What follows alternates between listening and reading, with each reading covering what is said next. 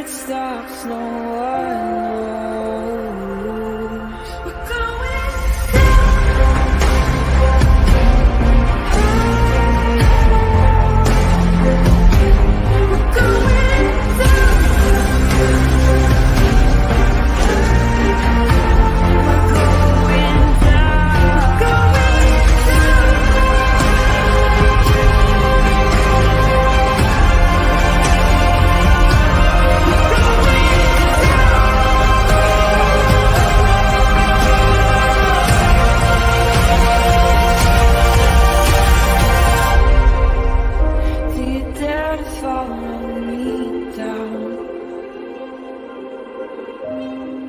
head into the unknown.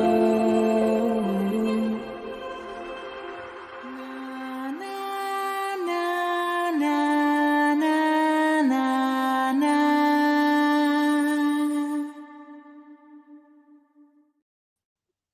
Well, hello, everybody, and happy Wednesday, and welcome back to Criminality. And if this is your first time here, welcome to Criminality. And I'm sorry I was running a few minutes late. I'm going to tell you guys why, but I'm going to try to do it without getting too into like my feels. Let me say hi to everybody first, and then we can kind of start. Hi, Kathy. Hi, Adrian, my king of kings. Malicious intent, my love. It's my first time here. Thank you. Yeah, nice try, though. Hi, Kathy. You're funny. My king of kings, I think I said hi, Miranda. Thank you for being here. Hello, friend. I'm stopping in before Steve's as well. Oh, shit. Steve's going live? I didn't even see that one. Damn it. Hi, TT. Hey, Snappy Dragon. What's up, Phoenix? Hi, Tony. Hi, Casey. Angel Ray. 1960. Hi, Laura and Travis. Thank you so much. A Hollywood smile. I don't know about that. And I'm not even on camera. I don't have anything on. I'm just like, I'm in my feels right now. Hi, Lone Pony. What's up, Junior? And thank you, Junior, for saying that you still think I'm an 8 or a 9. I appreciate that. I didn't get to comment back to you, but I did see it. I just dab. What's up, Shibby? Shibby. Hi, True Crime Fangirl. What's up, Dina, Teresa? Hi, Salt TC. Hello, just needed a gentle reminder. I know I was running late. I had a phone call. So I was like, ooh, gotta do that. Oh, you ran into Shay? Aw. Hi, Hal. Hi, Giselle. Missy. Carla. Hi, Caitlin. Schmeed. Hi, my Schmeeda. Spicy. What's up, Tony? All right, hold on. Let's go back down here. Let's see what's going on down here. Hi, the Royal Wee. Hi, Bonnie. What's up, Todd? Hi, Queen. Hi, Brandon. Hi, Marissa. Her prof wannabe. Too much information. Hi, Carla. Yeah, no, I'm good. Shit. See, it's gonna sound really silly, you guys, and you guys are gonna be like, okay, that's just silly. I did not plan on doing this. This was not part of my my agenda for the day. But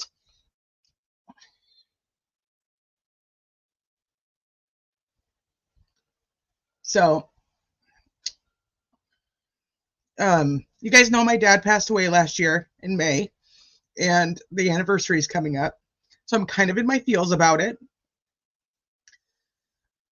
And I don't mean to cry. I'm trying not to. But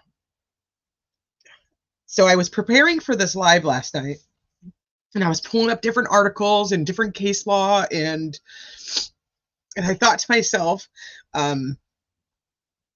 my dad was a retired cop. He was a cop in Illinois for many, many years, and I thought my dad would love this conversation. And I thought, like, this is the type of thing that I would like when I would talk about cases with him. Like, this is the kind of stuff we would talk about. And so I got like all up in my feels last night. I had a hard time going to bed, and so I randomly, I don't know how like fate intervenes in like these weird ways. And so like randomly, I get a phone call before I'm going to go live. And it's a friend of mine, and we're just chatting. And she was like, I couldn't sleep last night. And I was like, shit, me either. Like I was struggling. And she's like, yeah, so I ended up painting. And I was like, oh, well, what did you paint? Like, tell me what you painted. And she's like, I don't know. She's like, I don't normally paint with this. Like, I don't normally use this type of paint. And I don't normally paint this kind of stuff. And she painted a hummingbird. And my dad loved hummingbirds. He always had bird feeders and tons of hummingbird stuff everywhere. And I was like, it was just such a weird, like she couldn't sleep and she was up painting, and she's painting something as I'm awake at the same time, like upset about my dad.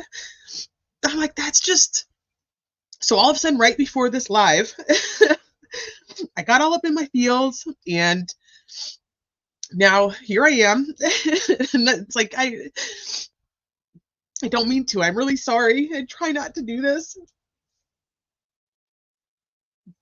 But I don't know. Like, I couldn't believe, like, I'm like, how in the world is this person who's on the other side of the country, who can't sleep at the same time I can't sleep, and she's up painting something that, and then just happens to tell me about it. Like, I haven't talked to her in like weeks. So that's why I was like, I need to take this phone call, because I need to talk to her. I haven't talked to her in weeks. I don't know. So it just got me. And I miss my dad a lot.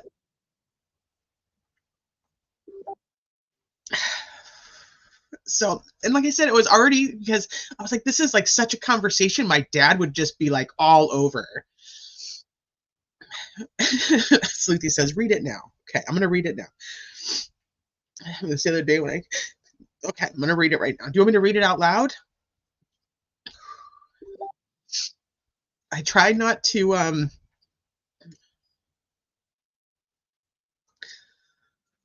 get too much in my feelings. So like, I'm really sorry, you guys. I don't mean to like I should have probably postponed it a little bit, but no, I want to do the live. I think it's an important topic. And like I said, it was just such a weird, the timing of it was just so odd. It kind of just threw me for a minute. So I will. So Sleuthy sent me this, and I'm going to read it. Just give me a second.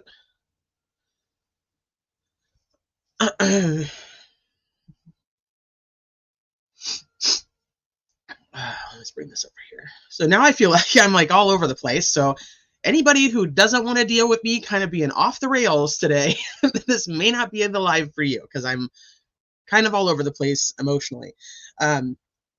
It's a sign he's telling you to watch out for that shady Texas lawyer. Ooh. All right, hold on. Let me share this with you guys.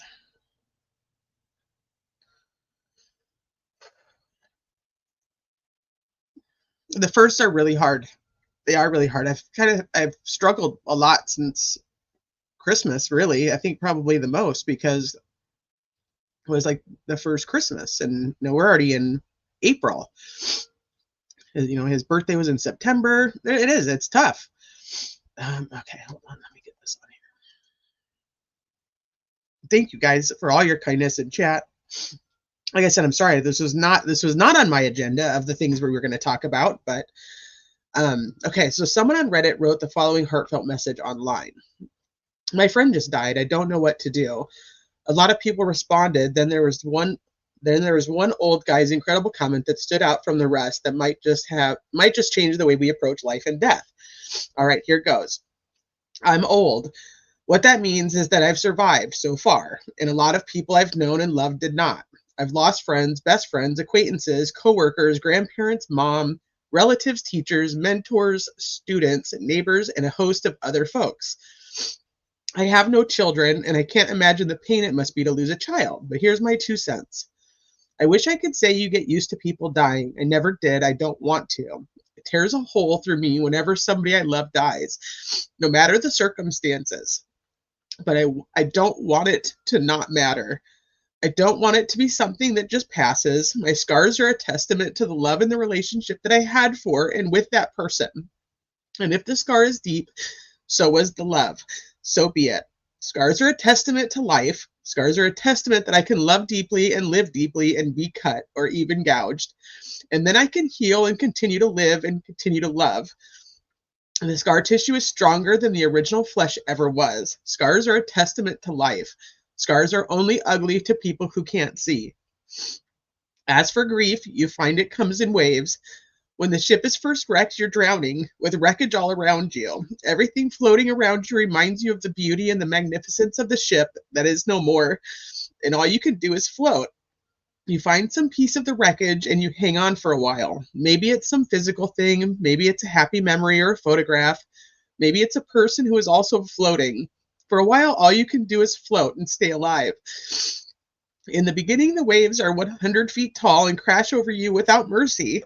They come 10 seconds apart and don't even give you time to catch your breath. All you can do is hang on and float. After a while, maybe weeks, maybe months, you'll find the waves are still 100 feet tall, but they come further apart.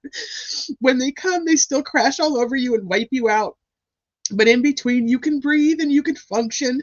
You never know what's going to trigger the grief. It might be a song, might be a picture, a street intersection, the smell of a cup of coffee. It can be just about anything, and the wave comes crashing.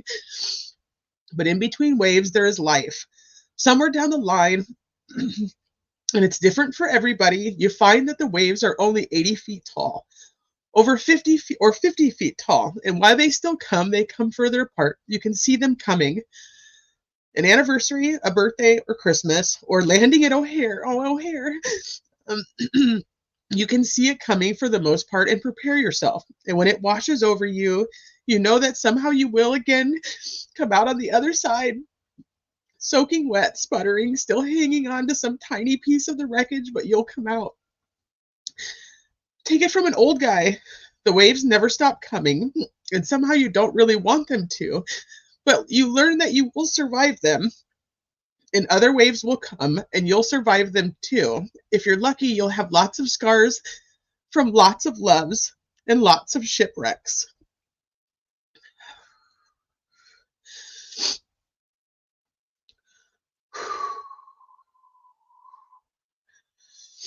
No, Buttercup, you are not blocked. Grief is the price you pay for love.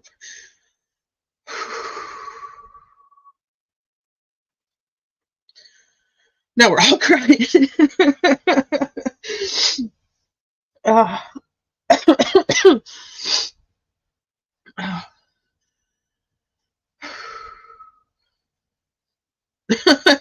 Shibby. It's because they're from you. They're just like, nope, Shibby wrote them. We're going to get rid of them. Grief is a bitch for sure. Yeah. This is like literally, this actually makes so much sense because it's so true. It's so true.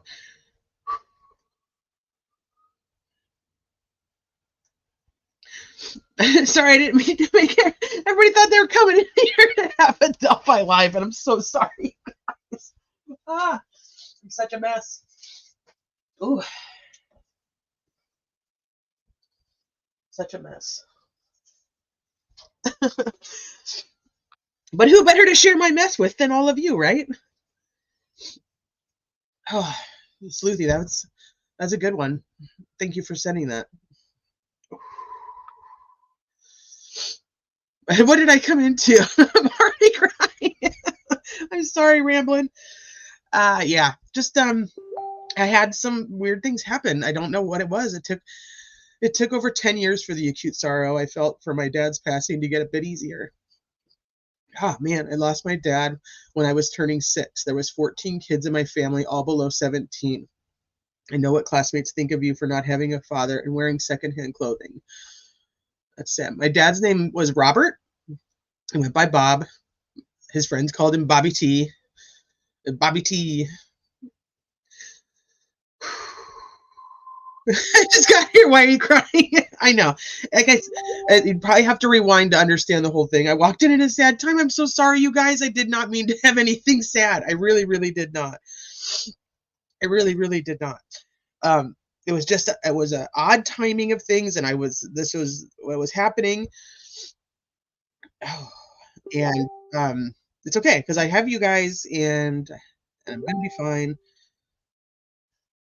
Just, I don't know, it just hit me And like I said, this is, sometimes when there's certain things when it comes to talking about cases, especially when it comes to like breaking down things to do with like law, that I'm like, this would be a conversation I would want to have with my dad.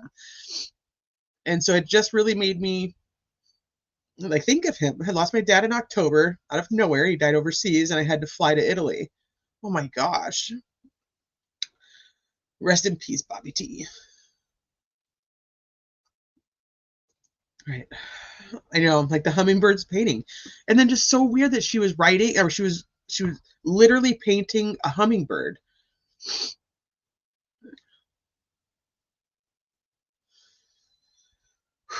There is a picture of him on my community wall, if anybody wants to go see him from when he was in his uniform. I don't remember how far back I posted it, but it can't be that far. You have a community and your community cares about you. I care about you guys too. Thank you guys so much. I don't, like I said, hi, holy shnikes. No, I will cry with you anytime. I understand the pain too well. And Tracy said, I'm behind on 2X. Hi, Francis. It's okay to be human.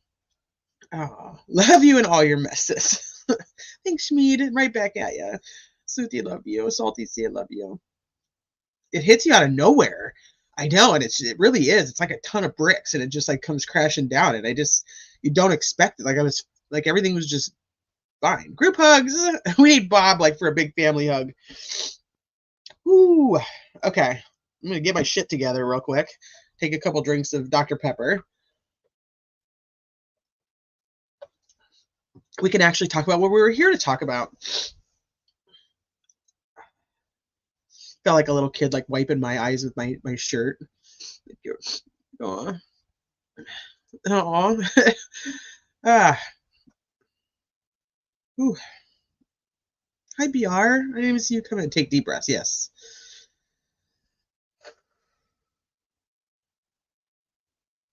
Made her laugh. I lost my dad fall of 2021. Not a day goes by where I say I wish he was. Day doesn't go by where I say I wish he was here to talk about this. Put on 2 pairs of sunglasses.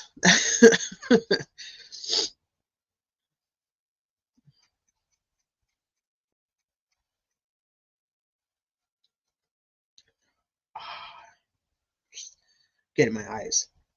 Of course, this would be the perfect question for my dad, being like, hey, what would you have done? What would you have done in this situation? I love you too, Allie. Thank you.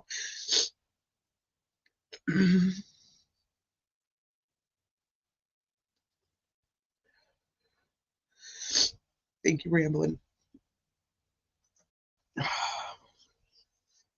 Send it to you? Okay, I will. I'm going to do that right now. Well, maybe give me a minute because I can't really see the screen to get it for you. I'm learning all about him from what you have shared with me. He sounded like an incredible man. He absolutely was.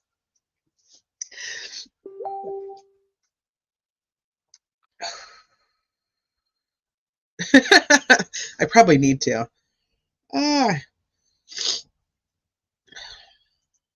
Yeah, I was pumping gas the other day and couldn't get my card in the slot because my eyes were burning like hell from the mascara. Someone asked if I was okay, and I started wailing harder. They're just like, okay, never mind. Hi, sleuths. I know anybody who came in like in the middle of that was probably like, what the hell is going on? What is wrong with you people? What am I even doing here? My king of kings.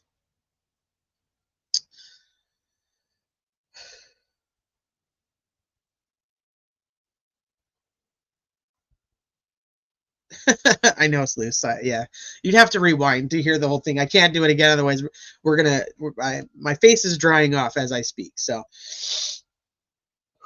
dudes cry too.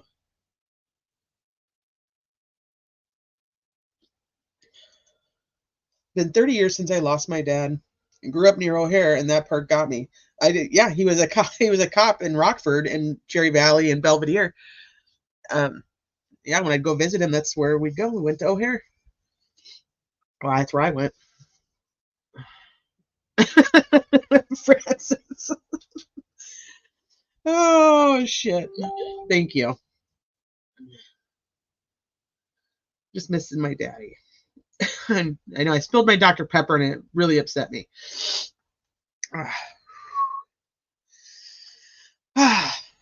And I'm really sorry if I made you, like, I got you guys in your feels, and then, like, you guys came in here expecting something different, and then you're like, now, shit, you're crying about the people that you've lost in your life. Oh, J Rabbit, thank you. You were born in Rockford? I was born in Belvedere.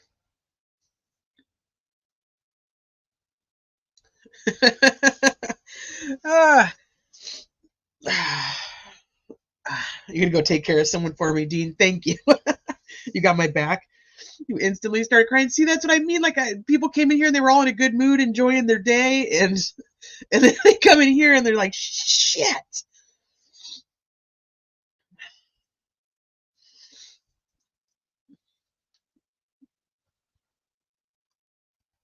Oh, I doubt you're numb to your emotions. I really don't. Otherwise, I don't know if you probably wouldn't care so much about true crime. But thank you so much, Fluid, and thank you for being here.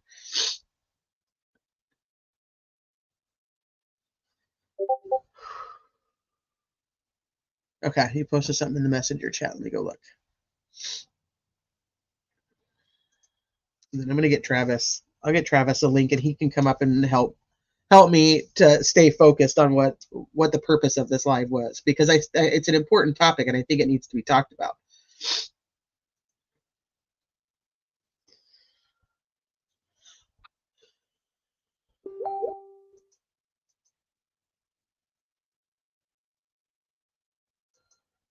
Thank you for sending that. I'll read it. Okay, but I got to get out of the funk, and I'm sorry. Maybe I should have just postponed it for a little bit, but I came straight to you guys. Hi, ATS. Hi, Dolly Bear. What's the topic tonight? So the topic tonight is on Miranda. It's on Miranda. The Miranda rights, your Miranda warning, and that's what we're going to talk about. And custodial interrogations and how to know if you are in one.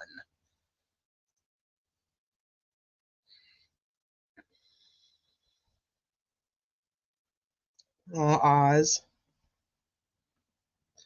My dad sent me dimes. You wouldn't believe how many I've found since he left.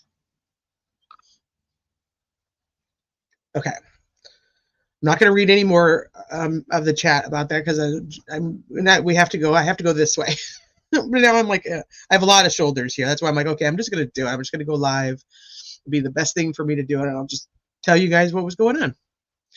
But I have to be able to figure out what tab to go to. So I can get this.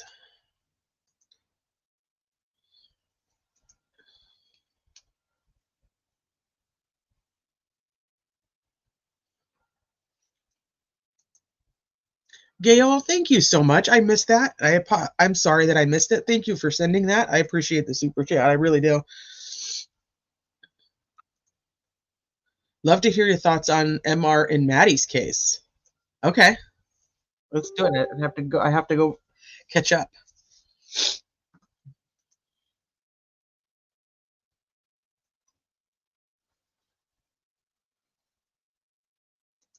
All right, let me find Travis now.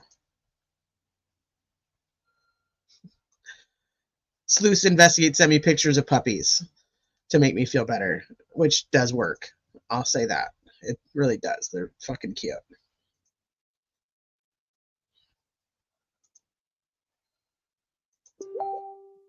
Oh, Travis, thank you.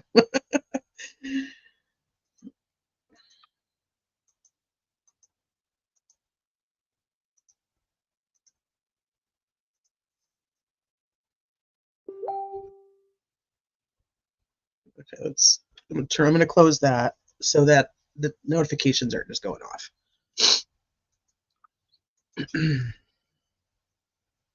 16 months. That's crazy. That's been that long. Love you guys. Thank you very much.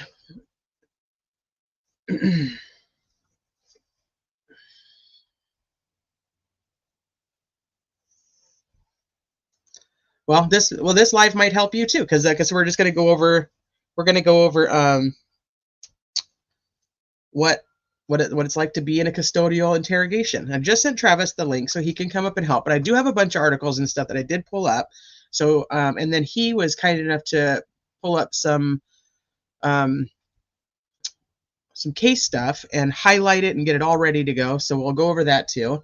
And I'm not organized. Like I said, if you guys are expecting a lot of organization tonight, I'm probably not the live for you because I'm kind of a mess. Hopefully by the end of this, I'll have it all back together again. So let's talk about what your Miranda rights are. Number one, what rights do you have? Let's see which ones you guys know. What right do you have? You have the right to. I'll add Travis while you guys are typing what rights you have. Hi, Travis. Hello, can you hear me? I can. Thank you for coming up. Well, bless your heart. I know what that's all about. The part about things. It happens to me at least once a day. At least once that. I wish Dad was around to talk about this. And it's a tough thing. So it got me. So I really can't talk much more about it. But I knew your dad was a career police officer, but was he always in patrol, or you do different things? He was part of a couple different task force, depending on where he was. But then, but I would say the majority of the time he was patrol. And so that's really where Miranda happens a great deal. And right. What kind of task force, or can you say? Honestly, I don't even know if I can remember what it was called at this point, but he was like where they would go and they served like all the warrants. They'd go in at night and like smash in the doors and get the bad guys. Fugitive task force. Yeah. Yeah, but it wasn't like that doesn't sound right to what he called it to me. But I mean, it was something like that. Yes. That. And that was when he was younger, and then he ended up getting shot. And oh my gosh. It was friendly fire. I guarantee you it didn't make him feel any better that it was. No, it didn't. Yeah, no knock warrants, but they had maybe it was just hit their special name for their own task force, and that's why that was just not ringing a bell. Yeah. But so they had gone in, and my dad was on the inside of the house, and the bad guy had. This is before I was born, so this is me relaying a story that I wasn't even alive for. The guy was firing at them, and he was firing back. And somebody outside thought they had the line of sight on the bad guy, but they didn't. It was on my dad. And so they shot my dad and got him in the shoulder. I still have his uniform from when he was shot. Oh my gosh. Wow. Yeah. That's cool. That's cool. Do you have his badge? I do. We have all of his badges. After he passed away, because there's 4 kids. So everybody got a couple of the different badges. So, what do you think his take on Miranda would be, just in general? You think when I was thinking that it was? Oh yeah, absolutely. And my first thought when I was pulling all this stuff up was I was like, if I was going to ask him, like about Holman and like what Holman did, he would have been like, what? He's an idiot. Like I can hear my dad. He'd just been like, he's a fucking idiot. Like that's what he would have said. Like you wouldn't even take the chance. My dad was the type of cop that believed in like, even after 20 years, read the Miranda from the card, because if you say it wrong and you have to go testify, you're fucked. So even if you know it and you think you know it and you've done it for many years, say it from the card. They can see you saying it from the card, and then they won't come for you because that's the first thing that they're going to attack on cross. Yeah. Yeah. So he would have said like, he would have been like, this guy's a fucking idiot. I don't even know how he's a cop. Like you wouldn't even take the chance. Yeah, so I know exactly what you're saying. And, I think there's a lot of officers, a lot of detectives, and the Where it comes up more often is, detectives, when, they're picking up a high profile suspect, like the Menendez brothers. I actually know the officer that transported the Menendez brothers from wherever they were picked up to Parker Center, which is the main LA Police Department headquarters downtown.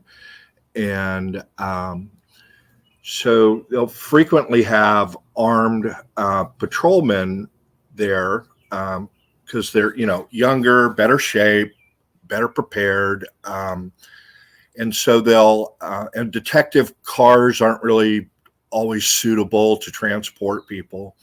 So they'll go into a back of a car, and the seasoned guys, seasoned patrol officers will read Miranda right there in the car on the audio, and then there's no question if they start talking, which happens a lot. They just start talking in the back of the car, which we'll get into in a minute. Right. Normally, you don't have to read somebody Miranda if they just start talking. It's not protected because you haven't given Miranda, but they just do it out of an abundance of caution, that you don't ask an inadvertent question. And so this stuff happens a great deal at the patrol officer level. And I bet your dad had a lot of for instances that he could have shared, but it's nice to know a little bit more about your dad. Thanks for sharing that about him. You're welcome. Thank you for asking. So, I think that there's a lot of confusion on when and why people are read their Miranda rights. So I wanted to just kind of start with just the basic stuff. Okay. That typically, I mean, legally, the requirement for Miranda is once you're arrested before you're interrogated. That's kind of the common practice of Miranda, like when an officer should read you your Miranda rights. So we typically think of, we watch a lot of TV shows and we see like the officer puts them in handcuffs and they start reading their Miranda rights. Well, it's not necessarily, they don't have to do that because they're not the one interrogating them, but they do it most of the time to be on the safe side. But it's once they're arrested before they're interrogated. So that's so it's essentially, it comes to, if somebody is in custody, and this is why we're going to talk about the difference between like non-custodial interrogations or interviews versus what's considered a custodial interrogation, because the law requires you be in custody, but before you're interrogated. So Right. What constitutes being in custody is really what we're talking about when it comes to like Richard Allen's case. Right.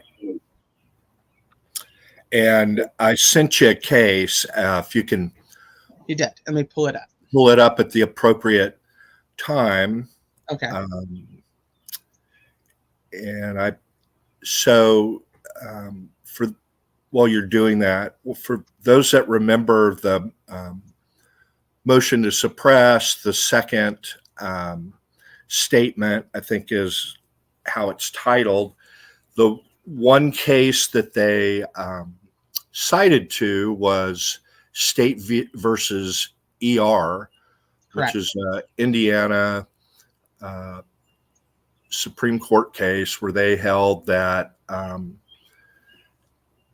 someone who's interviewed at a station under the, that's not under arrest, but he's interviewed at a police station, that depending on the circumstances, that could be considered custodial in custody, and therefore Miranda is required. The case I And so if you have pulled up stuff, we can go ahead and go over that first, and then we can get to that case I sent you.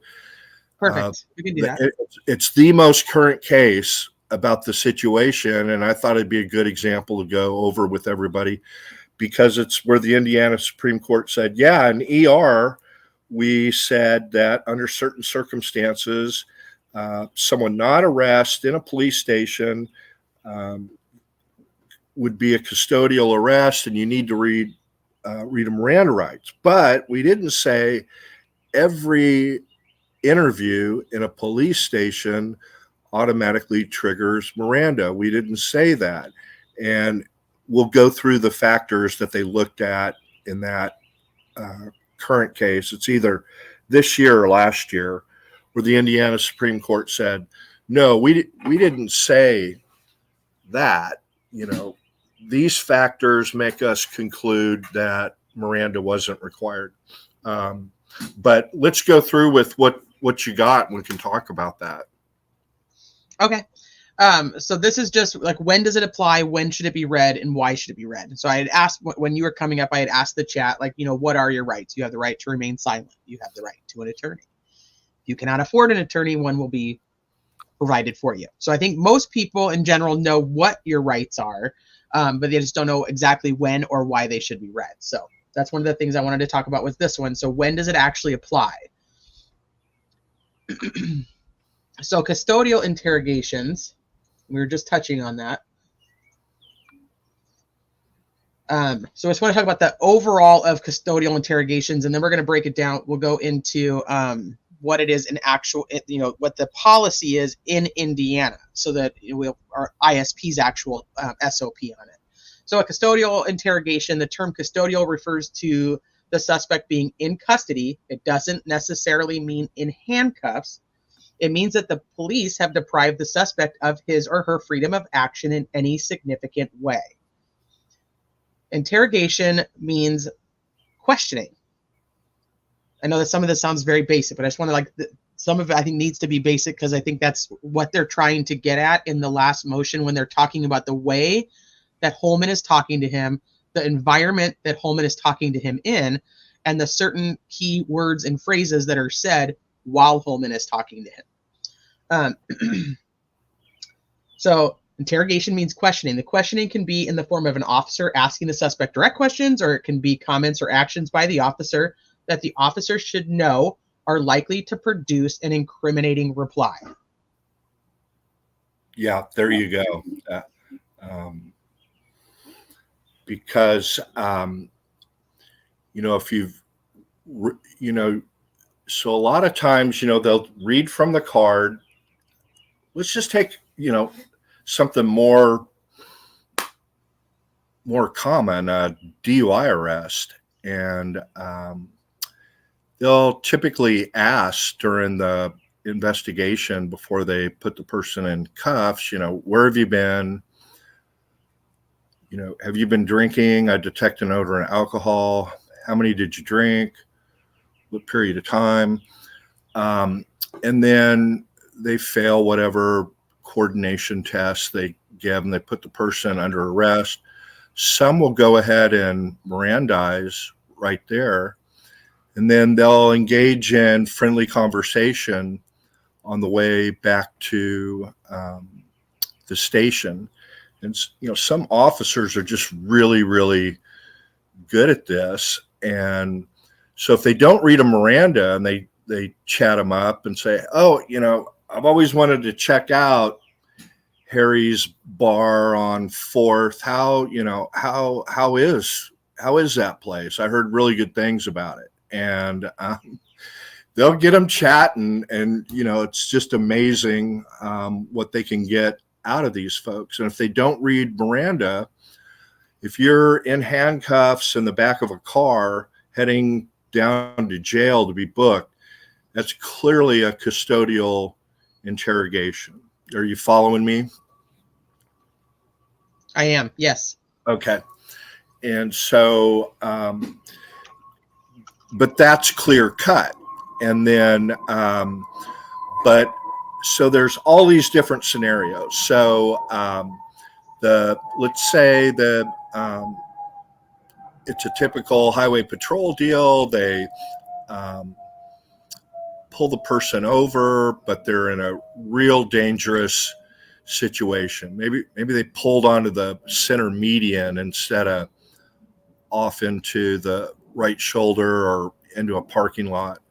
And the trooper has serious concerns about the driver's ability to get that thing off of the median safely, to where he can interview him. So puts him in the back of the car, and all, trooper cars and all patrol cars, the individual is locked in. They cannot get in.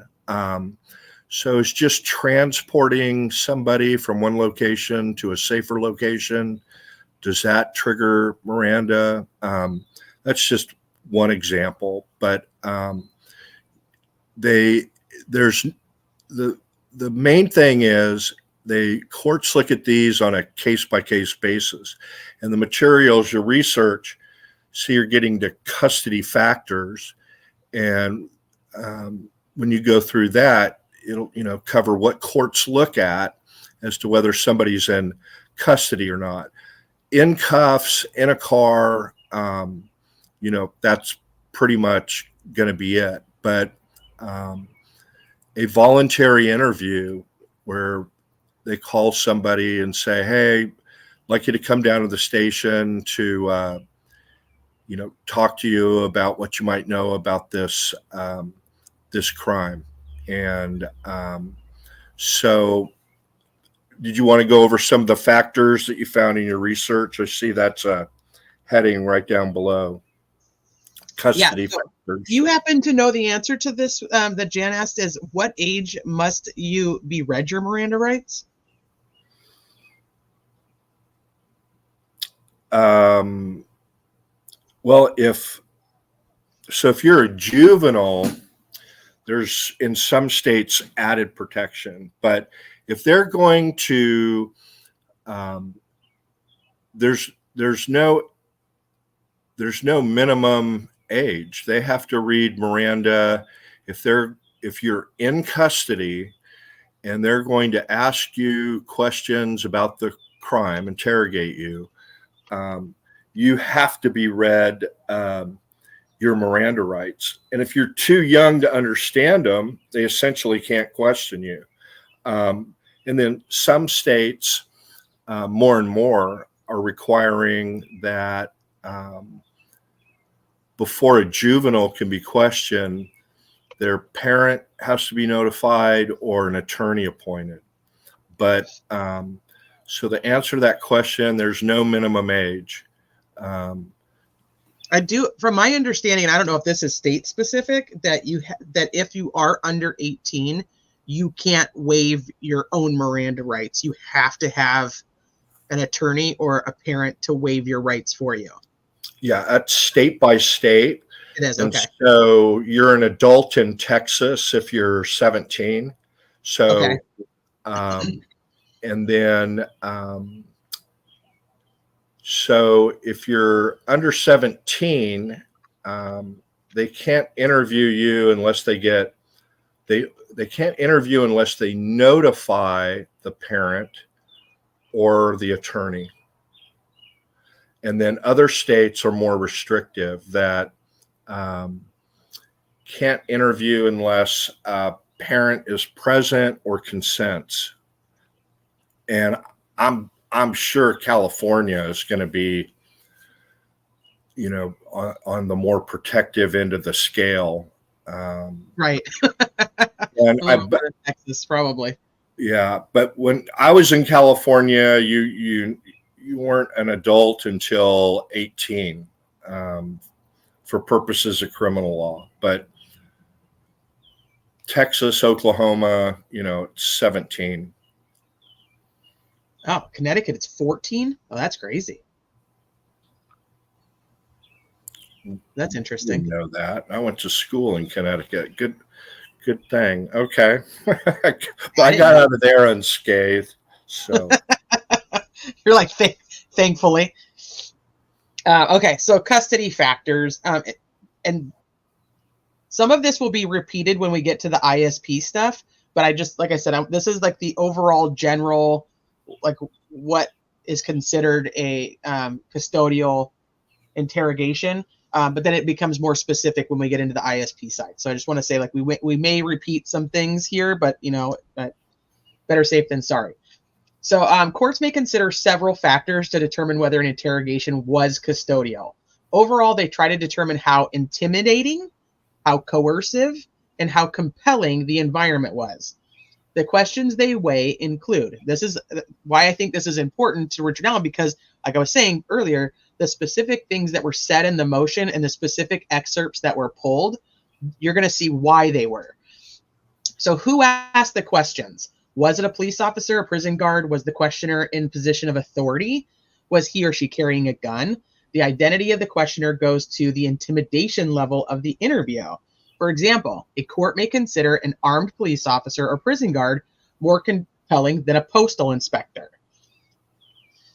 How many officers were there? The more officers who are present more points to more coercive setting. Who else was there? A court might find a situation less coercive if the suspect is surrounded by his friends and family. It was very helpful. Yes, thank you. And who initiated? It was perfect timing too, CO Mama. It really was. Who initiated the discussion? A suspect walking up to an officer and asking questions suggests a non-custodial situation. So if I just walk up and I start talking to the cop and I tell him all kinds of bad shit that I did, I'm not in custody. I'm just having this conversation, but all those things can be used against me. I don't need to be Mirandized for that. That's a very great observation. That's very, very true. So that's one people need to keep in mind, that now they're saying the suspect goes up to the officer to ask questions, but the same is true if an officer walks up to you and says, hey, who are you? And depending on the state, like California, you have to identify yourself. And then, I'm looking into this bank robbery a couple of minutes ago. Where were you? And they're asking questions about it. Pretty much the Supreme Court or the state courts are going to say that's non-custodial. That's never going to rise to the level of a custodial interrogation. You're going to need something way more than an officer approaching you and asking questions. And the court in those opinions say that, anyone would realize that, you're not required to be there, and, you can leave at any time. Whereas most people, they don't, most people don't know that you don't have to answer any questions beyond, identifying yourself, and just assume they have to answer the officer's questions. But that's what the Supreme Court assumes, is that all of you know that if you're not under arrest or not told you're under arrest, not put into custody, not handcuffed, that you all have the right to say, I just don't feel comfortable answering any questions. I'm sorry. I think that people forget that they have that right. So I Right. try to tell people, just get an attorney. Just tell them you want an attorney, or that you don't want to ask the questions, or you don't want to Either answer that, or how intimidating it is.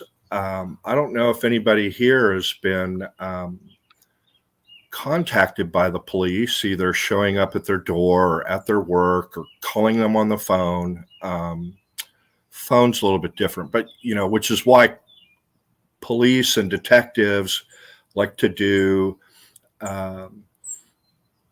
knock and talks. They want to be present there, because most people, even law-abiding people are intimidated, nervous when there's a police officer. I mean, it's just doesn't matter if you're sitting in your car getting pulled over because you know you're speeding. I mean, it's intimidating. It's even intimidating for attorneys. You know, you want to be careful. But anyway, so the Supreme Court assumes that law-abiding citizens know that they're not going to be nervous or intimidated, and that they know that they can tell the officer. I think I never understood how they came up with that. I'm guessing no Supreme Court justice ever got pulled over or stopped by a police officer when they were growing up. You don't think they did? Hell no, because they wouldn't say the things in those opinions that they said. You know, that everybody knows you don't have to answer questions. You know, and we'll kind of get into this in a minute when we get more into these factors. But you know, the court said you only have to give warnings if you're in custody and you're going to ask the suspect questions about the crime. They don't give any protections for just, you know, before they're arrested and talking about the crime. And so you switch this around, and they came to Rick's house and asked if they could come in and talk about it. And they sat down, and everything else is the same. You know, the factors are going to be clear that they don't need to give you Miranda, but is Richard Allen or anybody else going to be less intimidated, feeling less coerced into having to answer questions, even if it's in your house? People kind of assume that in the sterility of, you know, talking about this in a vacuum, like a classroom. But unless you're there and you're being asked questions, and you even if you have nothing to do with the crime whatsoever, for example, you were a witness to it, and you a close relative or friend may have been involved to some extent. You know, you don't want to implicate a close friend or relative into something, but you know, they're going to try and pressure, cajole, any way they can, you to provide that information. And they'll imply threats. They'll give direct threats. You know, you better tell us who did this, or yada, yada, yada. And you saw a little bit of that with Richard, but anywho, let's go over some more factors. Okay. It's good info, though. It's because it's factual. So, okay. So, where do we get that? Okay. Yeah. So, did the officer tell the suspect the interview was voluntary? If so, a court is more likely to consider the interview non-custodial. You know, did he think that he was okay? Was he free to leave? Where did the questioning take place? Was it at the police station, the suspect's house? This is what Travis was just talking about. On the street, in the hospital room. The issue is how familiar or coercive the setting is to the suspect. An interview at a police station, for example, would likely be more intimidating than one on the sidewalk. Did the officer use any force on the suspect? If an officer used force prior to or during the questioning, a court may consider it a custodial situation. Did the officer use any physical restraints? Was the suspect able to move around? Restriction of movement supports a finding of custody. What time was it when the conversation took place? Was it in the middle of the night, during the day? An interview at an odd hour may point to custody. How long did the questioning last? The longer interviews lean toward a finding of custody. This is a big one here. What was the style of the interview? Were the questions accusatory or routine? An interviewer accusing the suspect of certain acts in a threatening manner may indicate a custodial situation. Was the suspect free to leave at the end of the conversation? A yes answer tends to suggest that the suspect wasn't in custody. Therefore, a no answer tends to suggest that the suspect was in custody.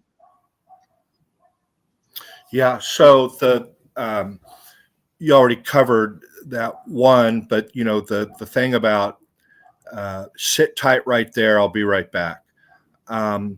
So that's going to be a more of a gray area. What comes up a lot, it'd be interesting to see how many people in chat have driven by a car pulled over and they've got 3 kids, 3 whatever, sitting on the curb.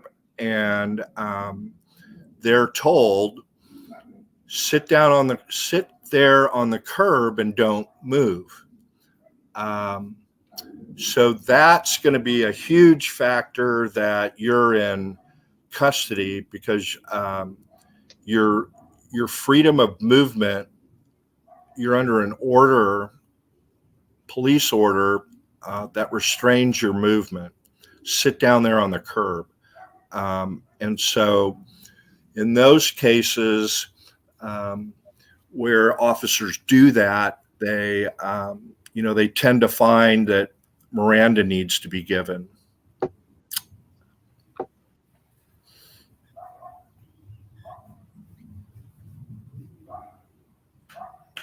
Hold on, sorry. Sleuthy sent me something, so I was just making sure that's the same one I have. Yeah, that's what I have. We're going to go over that one too, Sleuthy. Yep. Thank you for sending it. Okay, so now the next part of this comes down to what a reasonable person would think. So the reasonable person standard. Yeah. So when considering the above questions in order to determine whether someone was in custody, most courts use what's called a reasonable person standard. The central question, which the questions above get at, is whether a reasonable person in the same situation as the suspect would have felt free to leave. So they give us a couple examples. I'd sure like to meet this son of a bitch, this reasonable person, because that's what I was talking about earlier. The United States Supreme Court, the appellate courts of various states, they'll say, oh, a reasonable person would have known that they could have told the officer, I'm not going to answer anything more, and and walked away. And they'll literally say that they could have walked away from the encounter. They could have terminated the voluntary encounter. And you talk to most people, and especially people of color in certain areas, it's like there's no way on earth I could have walked away from that situation. And I would have been arrested immediately if I tried to walk away. And that's true.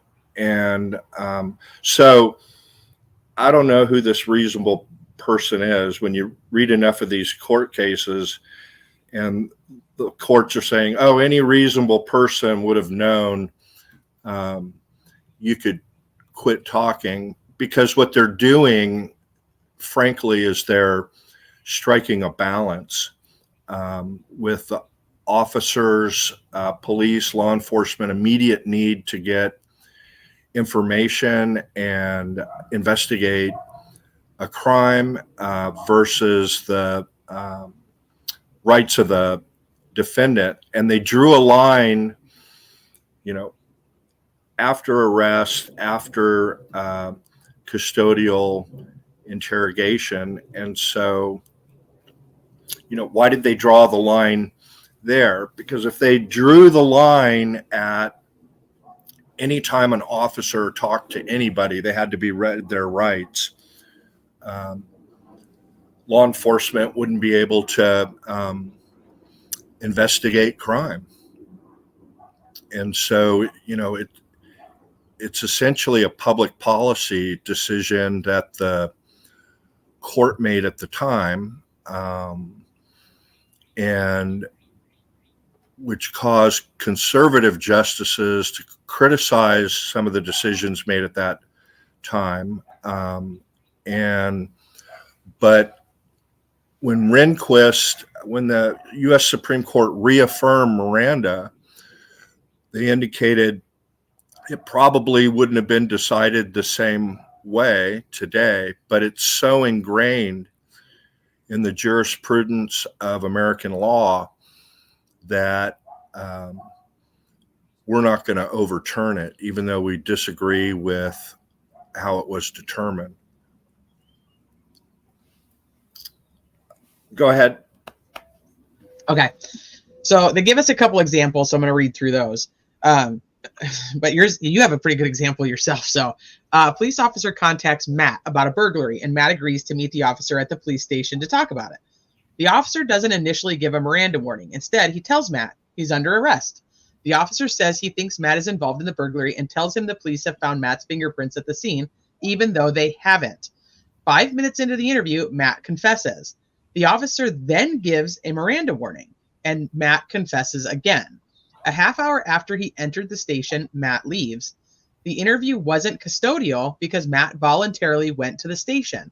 The officer told him he wasn't under arrest, and he left at the end. What do you think of that one?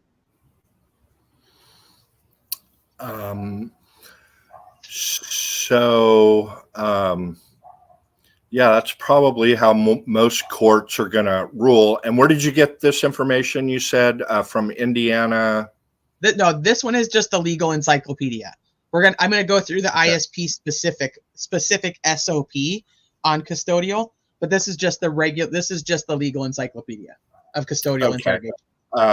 So they're citing a case there, and so that's a case where they're pushing the outside of the envelope, but because they read Miranda and he confesses again. So if you were in law school, the question would be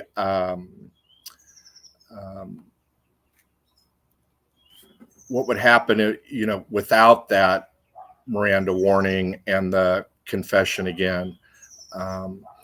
They're never this straightforward, but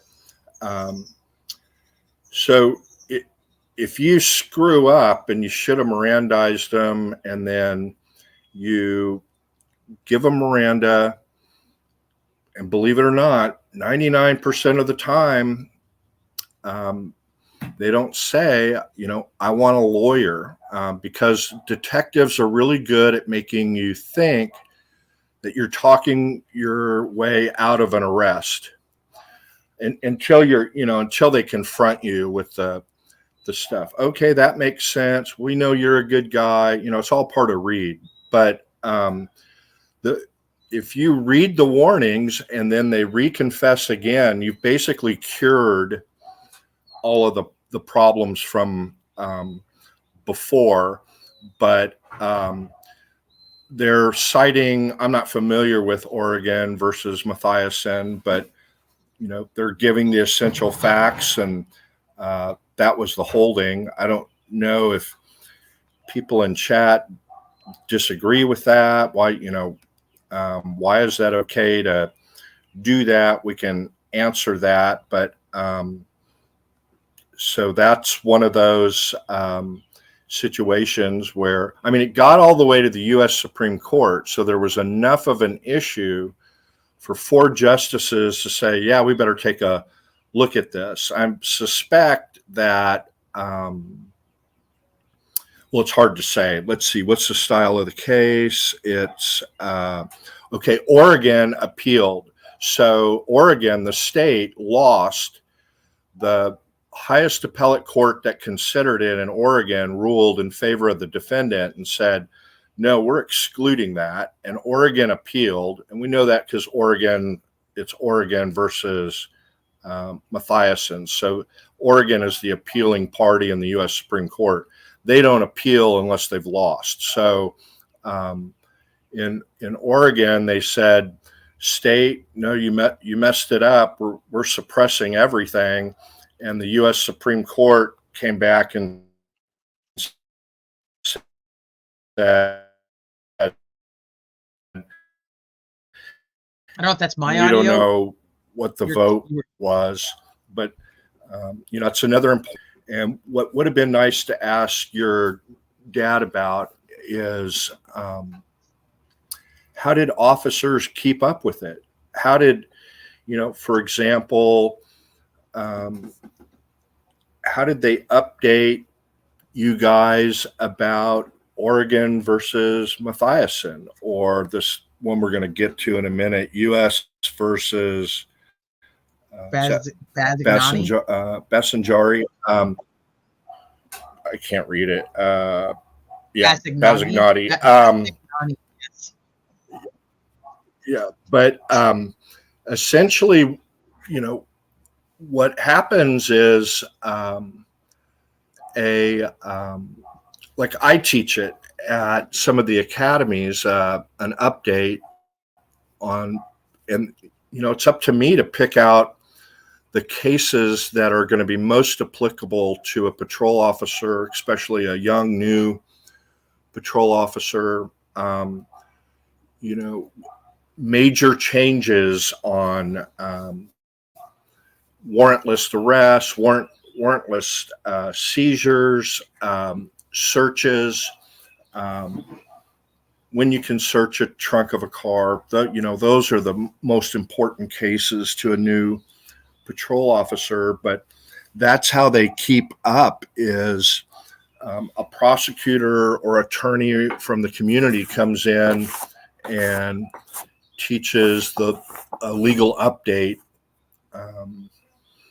part of it. And then all police officers that I'm aware of, every state requires continuing education, and you have to have a certain number of hours every year, every 2 years. And typically, like in Texas, the legislature mandates that every officer get a 2-hour class on legislative and legal update. And that's how officers get updated. They're not held knowing all of the law that a judge or a prosecutor or criminal defense attorney is, but it's in a constant state of flux. What's custodial, what's an important factor, and whatnot. But did anybody have any comments on that example? If not, we can go to the next one. So the next example is police officers who are investigating reports of child pornography appear at Bess's job and tell her to stop working. They escort her to the conference room where an officer tells her she isn't under arrest and that she'll walk out of here when we're done. The officer doesn't give a Miranda warning. He questions her for over 2 hours in a generally calm tone. Bess makes incriminating statements during the interview.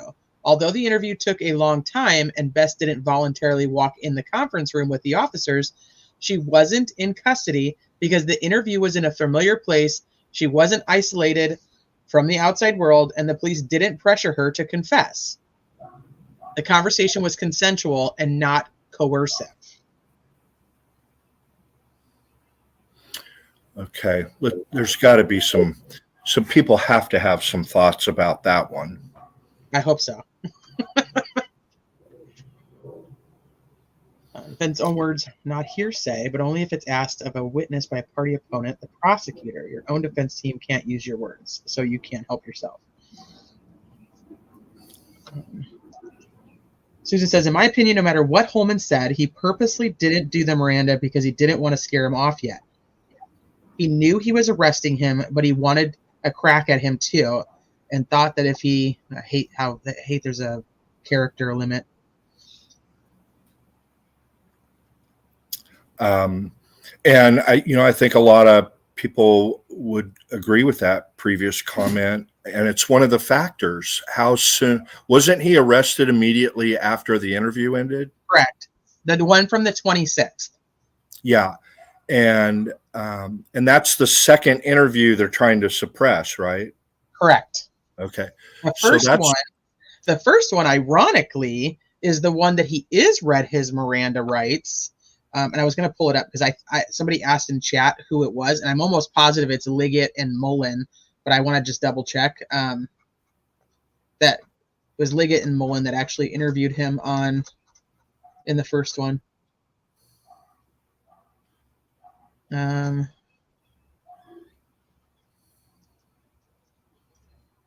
Yeah, so on the 13th, Liggett and Mullen interview him, and they actually read his Miranda rights and have him sign off on it. But when he calls to go back and get his car on the 26th, they are like, Holman's like, I just want to talk to you for a minute. And this is why when I was reading it, I would be very curious to know where his car even was. Was his car there? Was his car even there for him to take? Because if he's there to pick up his car and his car's not there, there's a pretty good indication that they knew they were arresting him when that happened.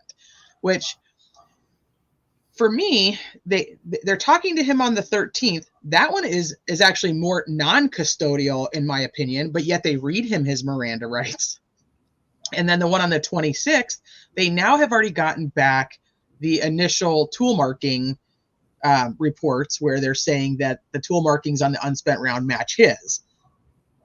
So that's why I'm curious, like why Holman wouldn't have just made sure to read him his rights when he knew he was going to be arresting him. And if the car's not there, then it to me proves that he knew he was being arrested, or that he knew he was going to arrest him. It's just one other side factor than some of the things that we're talking about when it comes to what is an actual custodial interrogation. Yeah, and and it's why it's an important factor, in the list, that because, like with the motion to dismiss based on destruction of evidence, and Baldwin, as you all recall, told the judge, well, judge, nobody's going to get up here and say, yeah, I destroyed this stuff on purpose. Right. No officer is going to get up there and say, well, yeah, I knew he was going to feel like he was in custody, but I was really careful to follow the factors. They're not going to say that. They're going to say, well, he was told free to leave. And someone had a comment up just a minute ago, but I know Bob's talked about this, and you have too, Teresa, that it's pretty clear they're pounding on the fact that back when he was first interviewed, which was less than 2 weeks before, 13 days before. Correct. And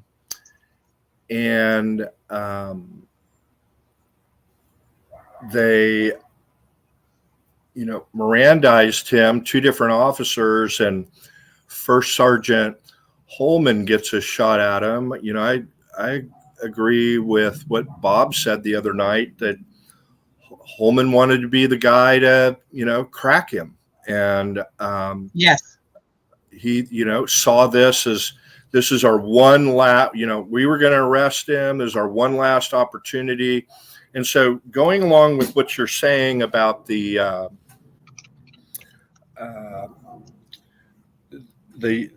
car and the location, and, whether officers call that a pretext, whether, the car was a pretext, whereas if you're Rick's lawyer, call it for what it is, the bullshit story about the car, but also, it takes a while, especially in a case like this, to do. Well, essentially, you got to do the PCA. I don't know how long it is. I've never read it, but you don't whip that out in 10 minutes on a word processor. So it'd be interesting if there was a hearing on this. All of those things would come into play. Okay, what was his car really available? And what they're trying to show is that nothing happened in the interview that changed the arrest decision. And if that's the case, that means they knew they were going to arrest him before. And that means they had probable cause in their view to arrest him before. I'm assuming they weren't so stupid as to have the arrest warrant ready and already signed. In that case, it's academic, and I'm, sure they would know about the timing of that, and they would have mentioned that. But part of the hearing would be, okay, had you drafted the probable cause affidavit yet? And where's the paperwork on the car that you said was ready? And right. It's tough about the PCA because that there's this I don't know if I want to call it a rumor or what. It's part of a supposed leak from the prosecution that there was 2 probable cause affidavits, that the first probable cause was sent to Judge Diener and he didn't agree with it and sent it back and said, you have to redo it. This is not a factual statement according to what I can prove.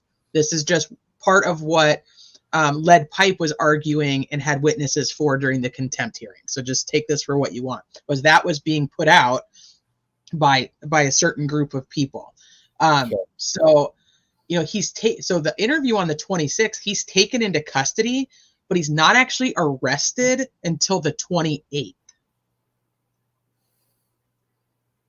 Wait a minute, what? So the interview on the 26th, he's not allowed to leave. He's kept there. He is not under arrest until the 28th. He's under arrest. He's just not formally charged. Correct. I should say that. He's not charged. There's no probable cause until the 28th. Probable cause affidavit signed by a judge.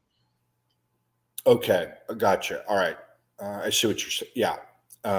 So we don't know, and most states, they can hold you for 48 hours without formal charges. And from what I've been told, and I haven't looked at it myself, I'm hearing that Indiana has 72. So could be. There's in Texas, it's 24 and 48 for a misdemeanor and a felony. They got to file the PCA within 24 hours for a misdemeanor from the time you're booked, and 48. And that's based on a couple of federal cases that talk about that 48 hours is okay. And so that was going to meet federal scrutiny. And that's actually in written law now. But okay, so a couple of things I want to ask you and talk to you about before we move on to the next document is, so when he's interviewed on the 13th, he's interviewed on 9th Street, which is not the same location as the interview on the 26th. So the interview on the 26th is in West Lafayette at the state police post. So 2 different locations in 2 different cities. The people who interviewed him the first time were Liggett, who's Carroll County Sheriff. Well, he was Carroll County Deputy Sheriff at the time, whatever. And then Mullen, who was the Chief of Police in Delphi. So 2 different agencies there. And then when he's interviewed on the 26th, he's interviewed by Jerry Holman, at the ISP or the state police post, and he's ISP. Yeah. Now, then first sergeant, now lieutenant. Correct. So Yeah. how would that even roll over is kind of my question. You have different officers that are over different jurisdictions, different cities. Those officers aren't even there even to be partaking in this new interview, and it's almost 2 weeks later. Yeah. So I mentioned in one of the chats, I think it was yours and also Defense Diaries, Bob and Allie's, that, you know, there are cases out there, and I'm not sure where Allie ended up, and I haven't had a chance to look yet, but, you know, I know for sure there's cases where they come and Mirandize you in the morning, and they talk to you for an hour, and then you know, go back and talk to you, and they Mirandize you, and then they finish after an hour, and then they might get video, and, you know, they clearly know it's you. They're just trying to figure out now who else is involved, and they come back and talk to you at 5 p.m. and don't read you your Miranda rights. There's more than one case from recollection that say it carries over. You don't need to re-Mirandize.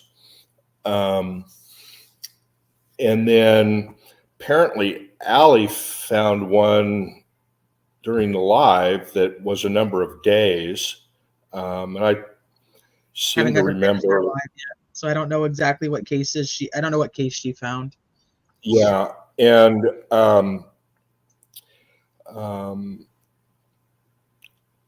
you know, it's I don't know if they talked about that and the factors, but I know if you are under arrest in Indiana, there must be a state statute, because in the one or two cases I've worked on or been asked to look at, every person who is interviewed in the station, I mean, it's on video and audio.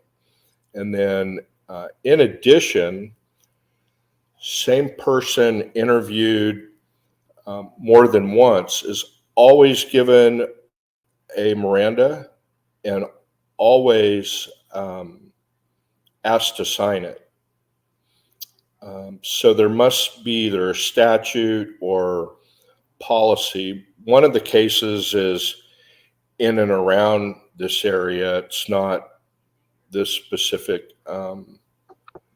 location, ISP or whatnot, but you know, it's so that stuff is, you know, generally either by policy or by state statute. But and again, even people that signed their Miranda, that they understand, you know, most of the people that confess to murder have been read their Miranda. They just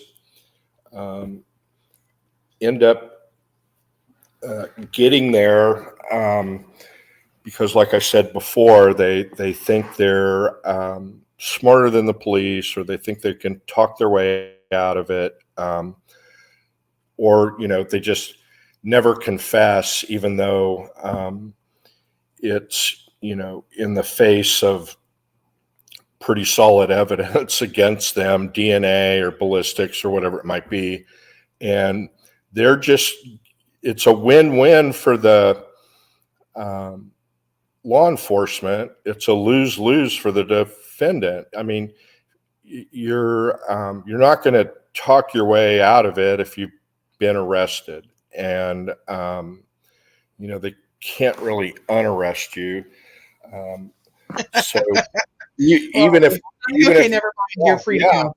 You can just And go now. so that even the denials benefit them, you know, and so except, you know, we'll get to this at the end. You know, Rick did a pretty good job from what your reading of it, and you, no offense to Bob, but I really liked the way you all read the way that Rick was adamant, and you know, I'll wait for my apology, or I thought, damn, son of a bitch, that why can't my clients do that? And but you know, y'all did it with effect. I can't remember if you had. I think it was just you reading it, but you did a hell of a job as usual. I did that one myself. Yeah, I and did the Unraveling did one where they had two guys from their Discord, and I think one was HCC, and I don't remember who the other one was, but they were doing it back and forth, and they had it like on an interrogation, like in an interrogation room. I loved that. I was like, maybe I should play that, and I ended up just reading it myself. But they did a good one too. So your original question. Sorry to digress so much, but no, you're fine.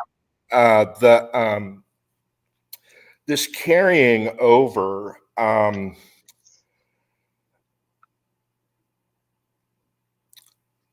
I don't even recall that being listed as a factor. It doesn't matter. We don't need to go back to it, but it's something that courts look at, and then the trial court, in determining whether to determine it's custodial and therefore Miranda is required.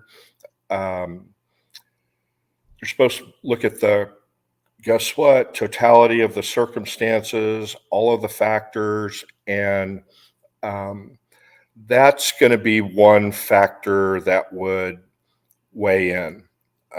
But there's some pretty compelling stuff the other way, that you and others in chat have hit, that it was a pretext, the thing, hey, get your car. And in order to get your car, I need to ask you a few things. Come with me. And sorry to digress, but do you know why? And she laughs when I say sorry to digress. Rick was upset about how they were treating his wife. Do we know what that's about? I don't know for sure. I have a thought. But like I said, I don't know for sure. So she was interviewed at her work, number one, the first time she was interviewed. Okay. This is okay. So you have to understand this is why I can't say for sure, because this is from the index, the thumb drive map index that was sent to Brandon Woodhouse from Baldwin, that was accidentally emailed. Kathy Allen she was initially interviewed at her work, which would be in front of all of her coworkers, and I think that was probably an issue. She was also interviewed again on the 18th, and Richard Allen was not interviewed on the 18th. So it leads me to believe that. And that's actually one of the reasons I had this up anyway. So on October 17th, they were trying to contact the state police to determine when they could pick up the car. They weren't actually even told until, almost a week later, that they were actually able to go pick it up from the West Lafayette police post. Let me see if this will load really quick. Because that's what they'll do is they'll go after the spouse, and typically if it's a male and it's a crime like this against minors, they'll go after the wife, and they'll bore in. We know he did this. We know that you You must have seen something. Tell us, tell us what you know, or you could be looking at the death penalty too for hiding evidence. I mean, they'll do or threaten or say whatever they need to, but whether they went to that extent or not, the fact that they interviewed her at work and all pulled her out in front of all of her employees, I suspect your hunch is right that that's what he was upset about. I would be, and certainly if they made those kinds of threats, that would be the if Holman interviewed her, we know how Holman was with that gentleman, that Otto terminated his existence, trying to keep you from Kyle. getting a flag. No, you're fine. I say it. But, Yeah, but Kyle. and I said that here in chat and other places that when that came out and, it was the topic of the discussion, and as part of the removing defense counsel, I said it at the time that this poor guy probably believed the threats of some, idiot detective, and, you're going to jail and this and that. And Supreme Court says if you've been Mirandized, that all of those types of threats and coercion are okay, unless your will is broken. But if you're not in custody, they're going to look at those types of questions as to whether it's custodial or not. If you're not arrested and in jail, that if you don't tell me what I want to know, I'm going to arrest you, or I'm going to arrest your wife, or I'm going to arrest your child. Courts are going to take a really hard look at that and could determine that's coercive. What do we have here? Oh, this is the thumb drive. This is from the Prezi. I needed to add this other piece on here. So while you were going over that, I was adding it so I could show you guys. So that she's interviewed. So Kathy Allen is interviewed at Horizon Vet, which is where she worked at, on the 13th. And then she's interviewed again on the 18th at her house, which I'm assuming there's no interview with Richard Allen. So I think that they went there without him. This is all just my speculation. If he wasn't there and then they go and interview her alone, this is, he's going down, or if anything along those lines, I don't know. You know what I'm saying? But I can only assume. And then he's interviewed again on the 26th. This is the one that's at ISP. And she's also interviewed. So he thinks she's sitting in the lobby, but she's being interviewed by another ISP officer on the 26th, that day as well, probably after he's ultimately taken into custody. But so I think that the problem, if your question was, why do I think that he was that he thought they did to his wife? That's what I think that he thinks they did to his wife. Interrupted her and embarrassed her at work, went to the home and talked to her without him. And then now, they're there to get the car, and this is happening. So is that part of your work in progress? Yes. Yes. It's been about a couple of weeks since I've been on, and truth be told, when I do want to find out, okay, who's this person? That's my go-to place. That's is it? That's really something, Teresa. I cannot believe that thing. It's deep. It just keeps going and going, and it's still not done. And I unfortunately I have not spent a lot of time updating it in the last week or two with having the flu and everything else. The other thing I struggle with is because you have to the link that you have is only to whenever I created the last link. So you have to like create a new link. Like, see, I have like all the different ones. So like I have to create a new link, and it would give you like the most up to date. Like here's Delphi 6, and it'll give you everything that's in here currently, and it'll give you the most updated one. So I can put that one in there. It makes it kind of complicated. I wish it would just like automatically update. I think it does because if you Google this, if you Google like the Delphi Murders with my name, the Prezi will show up on Google, and you can just find it straight through there. And I think it's updated there, but if you use the link, it only gives you to the place I updated that link for whatever reason. I don't know. I didn't know that going into it, so it's kind of frustrating. But I physically just updated it, so there you go. Well, I, again, commend you for that and all of its forms. It's incredible. Maybe by the time that we're done with trial, I'll have it done. That's funny.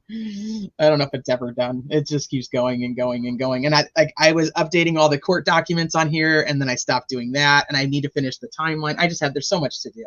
There's so much to do and just not enough hours in the day. But it is. I mean, I use it because I'm like, okay, I know where I put it, which was essentially the reason I made it, was because I have so many pictures, screenshots, documents that I lose shit. And so I made this. So I'm like, at least I'll know where to find it. Yeah, well, I'll tell you, me for sure. I'll have that up and ready to go when whomever is going to be giving updates, since it's not going to be streamed or televised or whatnot. I know you're planning on going the last week of trial. I am. And, others are going to be doing what they can to pool resources to cover. And so we're going to have to rely on people's accounts, but I'm going to have that thing up and ready to go because they're going to mention, okay, so-and-so testified today. And you're going to be like, who is that? That's when I need to finish is like, so I have like all the press conferences are in here. But I had never finished. I started putting in like the police officers, and I got Steve Mullen is in there. But I haven't finished it. So I need to, like, I don't think I even like Jerry Holman's empty. Like, those are the things, like, you have to know if you are going to look at it. It isn't complete. But I'm working on it. I do work on it.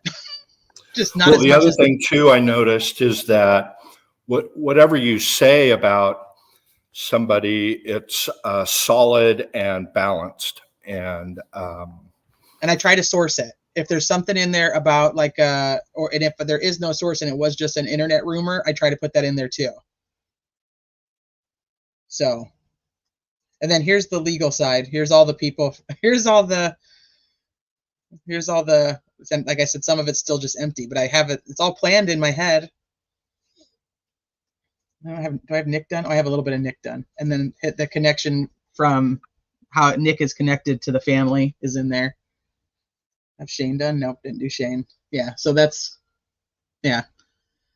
And I know what I got to do. Do I have Fran in here? Oh, I have her photo. Just her photo. Special judge. Little Fran Dole. So if anybody out there hasn't checked that out, I highly recommend it, both on the legal and the background, and it's a solid source that I refer to frequently. And it's got everybody I can find that, that was there that day, the information about them. So that's all in here, and what their witnesses. I'm working on, like, that was another thing I wanted to add, was like all the witness statements. So I've been working on that. The sketches with the timeline. This is actually from Yellow Jacket on the unraveling. I added that in here because she did a great job. This is every time any of the sketches is mentioned on any interview. So I added that because I thought it was great info she put together. So, but it's got the family. This is anybody who hasn't actually seen it. It's got the family. It's got like this is Abby's social media. Just photos of the girls because they're so damn cute. And mom, dad, and then it goes into that. So, and then family tree in case you get confused on the who's who because sometimes it's like a wreath. It's got that in there so you know who's connected to who and who was married to who for Libby and Abby. What else is in here? The timeline. This is the big one that I was working on, and then and this is what I need to finish. So I was putting just literally the time of everything that happened that we have a source for. There. So yeah, it just goes and goes and goes. It's never ending. It's just never ending. So there's that. But anyway, like I said, it's good for me because I can yeah, just as long as you know that going into it that it's going to be never ending, then it's okay. Correct. And that there are still a lot of blanks because it's not done. Okay, let me go. Where did I put that? Oh, it's over here. Okay. So let's talk about I want to talk about the ISP actual SOP. So this was because Holman is ISP. This is the one that I thought was great to reference. And thankfully somebody sent it to me. And I was like, hey, that's actually perfect timing because I was pulling up all this stuff on Miranda. So I'm glad you did because in a real suppression hearing on whether somebody should have been read their Miranda rights, whether they're considered in custody and the policy of the department is they're read their rights, which isn't controlling, but it's very helpful. We get the policy. We either get the Department of Justice's policy manual on that if it's a federal investigation and a federal agent, or we get the local law enforcement entity, whether it's state police, county sheriff, city PD. We get their policies on when Miranda should be given, and we cross-examine the detective or the officer about what their policy says, and it's extremely helpful. So that's really good. You got that. This one, yeah, this is exactly what he's supposed to know. I mean, now he just got promoted to lieutenant. You'd think he'd probably be pretty good at this, right? I mean, just my thoughts. Yeah, and if there's a hearing, so we need one of your readers on here to say that with a sarcastic tone. If there's a hearing, I'll bet my hat that whoever's cross-examining Holman will have these policies in hand. Well, you'll be happy to know that we got the transcript for the contempt hearing. Oh. So we'll get to Sleuthy and I have that, so we get to do a reading of that. Woo woo. I know. Holman is in that, so maybe I can audition for a part. Heck yeah! You want to be lead pipe? Oh, that'd be an honor. My goodness. Right, you're welcome to do it. Yeah, we're definitely going to need some volunteers to. We need somebody who's going to want to be the prosecutor. I don't know if anybody's going to volunteer for that one, but then there's a few witnesses too. So, if anybody doesn't know, we did a reading. It was somewhat lighthearted, so if that's a little bit offensive because some people got kind of upset. They were like, "This is a serious matter," and I was like, "Oh, we're reading days and days or hours and hours and words. Like we're gonna make it a little fun." We read the hearing from March 18th of the motion to dismiss the case, and also from March 18th, we're going to be doing the reading of the contempt hearing. Which I'm like, the contempt, just dumb. Like, we don't even need to talk about it. And I'm like, give me the transcripts.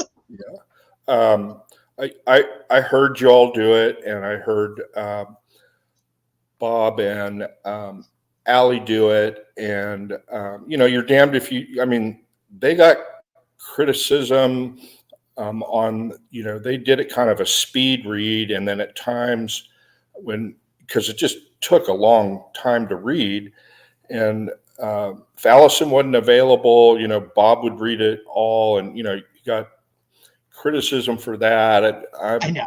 I didn't see any criticism with your all. Who played the judge? So we had to do it in 2 parts because it was so long, and this one's even longer. So that's gonna be fun. So the first time the judge was CJ, and then the second time I was the judge.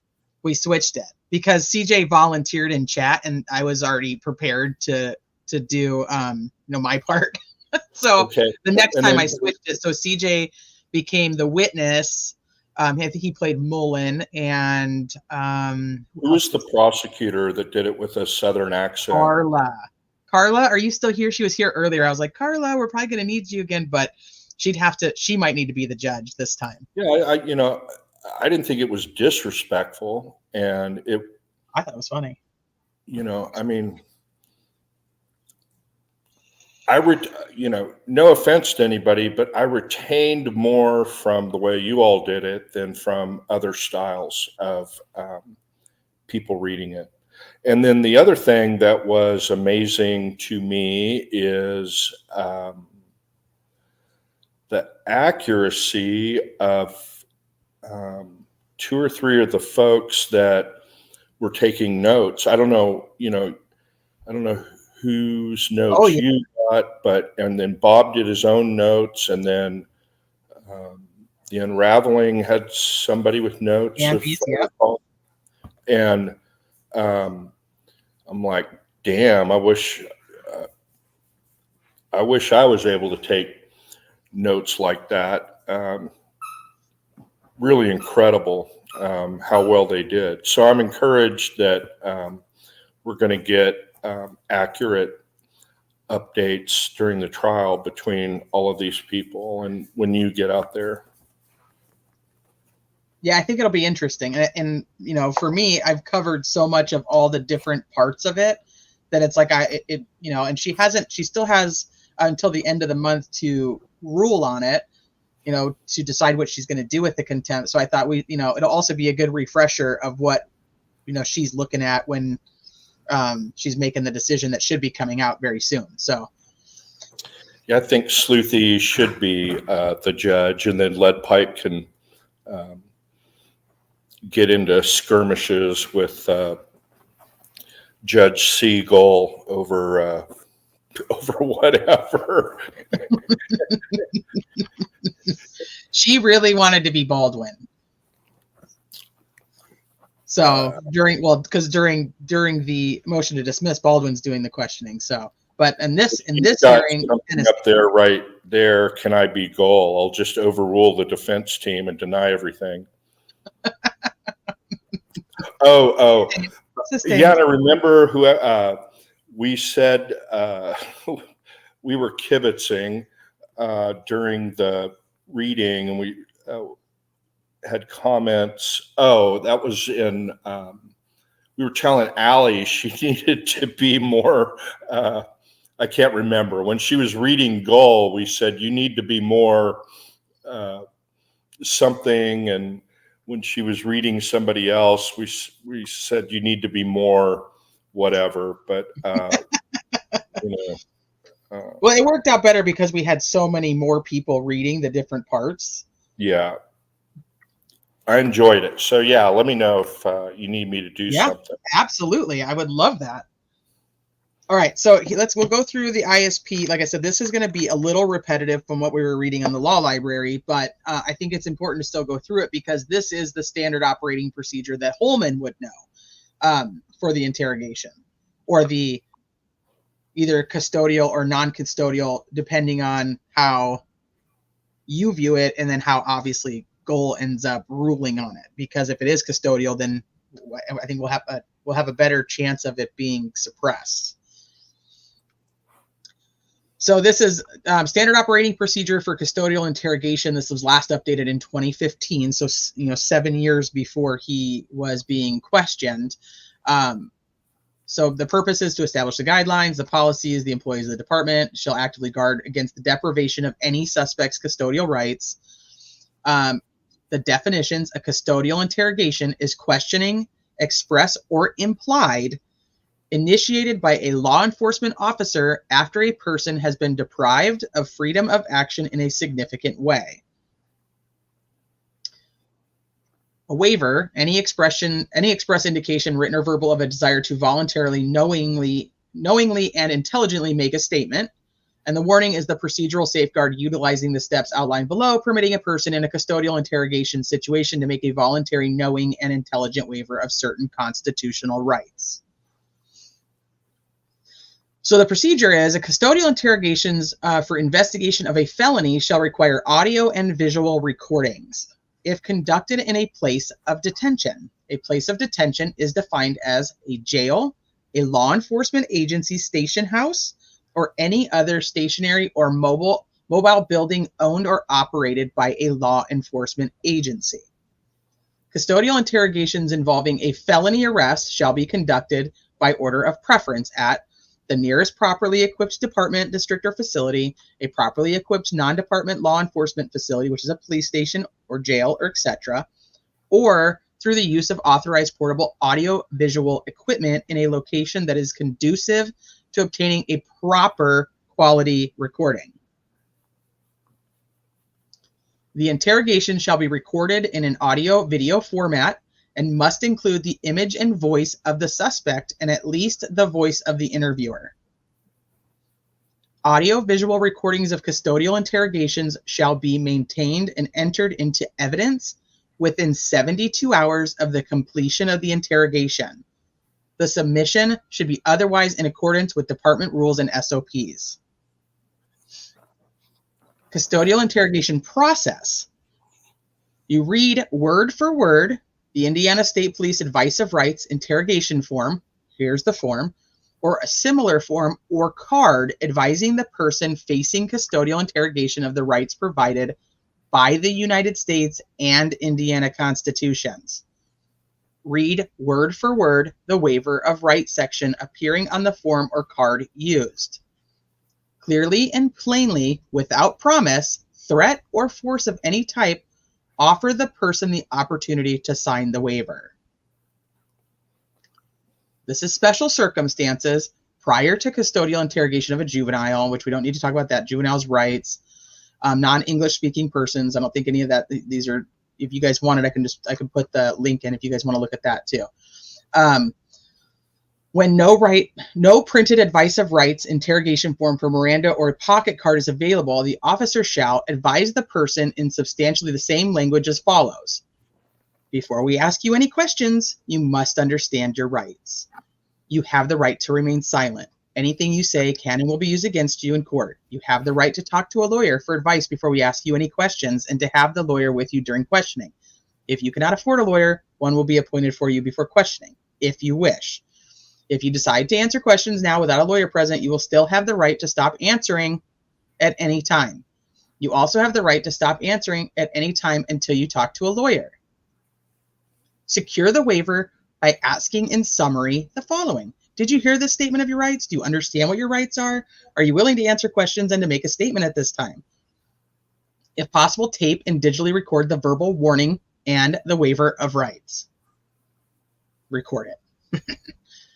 Make a written record of each warning given, including the time, date, and location, without regard to whether a waiver or subsequent statement was secured. Include such record in the report of the investigation. You want me to stop there? Travis, you have something you want to add with this one, or anybody in chat? Whether a waiver or subsequent statement was secured. Yeah, so at the beginning of this, it's kind of presuming it's clear-cut custodial, that they're under arrest, and Right, because this is their SOP on a custodial interrogation. yeah, where it's clear that it's custodial. But now the motion to suppress, the second statement, makes mention of the fact that it's the first part of it, the audio is missing, or first part of the recording is missing. Correct. And the part where the rights would have been read. Remind me, did they say in the motion that Richard Allen, I know they didn't attach an affidavit, I don't believe, but did they say, Richard, that Rick says he was not read his rights, or do they kind of leave that open? They don't say one way or the other what Rick says. Okay. What they do is say that there is no documentation that he signed the waiver, and there is nothing to prove that Holman actually even said. So Holman is stating, oh yeah, I just said, hey, you remember your rights from the last time? And he's like, yeah, that's essentially what it is. And then they start the interview / interrogation, and that part's the part that's gone. So we don't hear him say it. We don't see him say it. And there's nothing written that he signs it. Okay. So we got policy violations.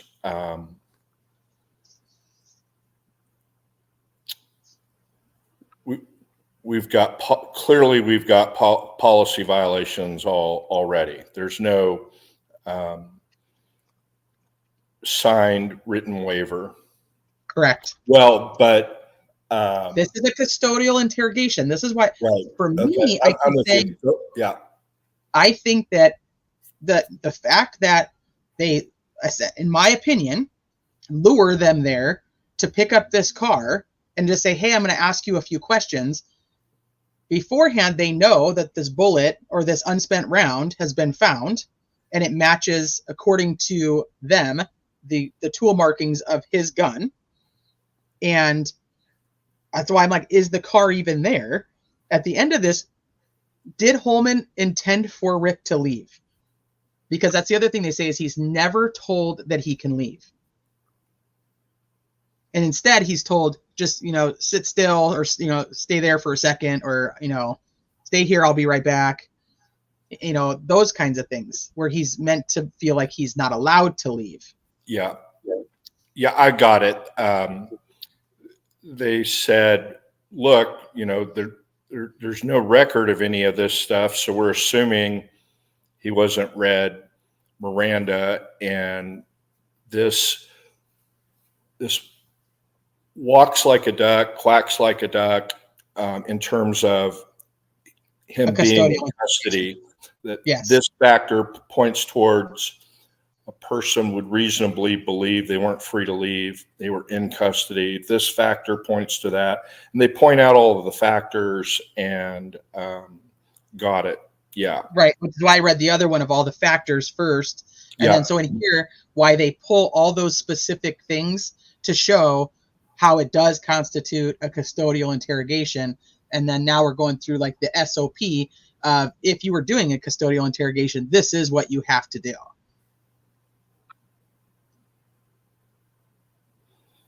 Okay, so that's the motion. Let me go back over here. Okay, so during the interrogation, the officer's conduct should be of a professional demeanor. No threats or promises should be made to the suspect. So the comments of, I know you did something and I'm going to prove it. I don't know if would that be a threat?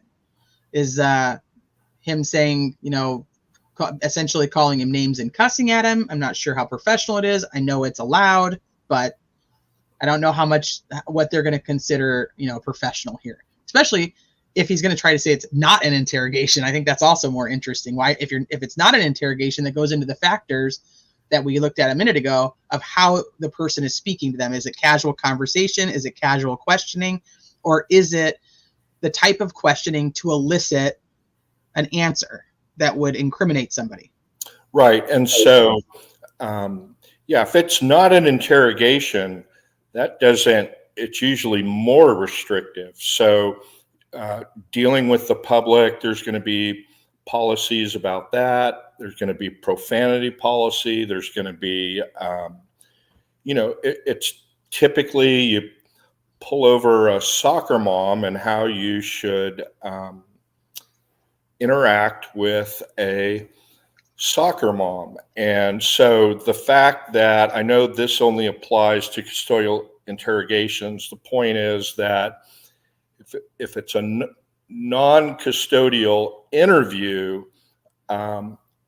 it's going to be the policies are going to be even more restrictive. No threats or promises are going to apply,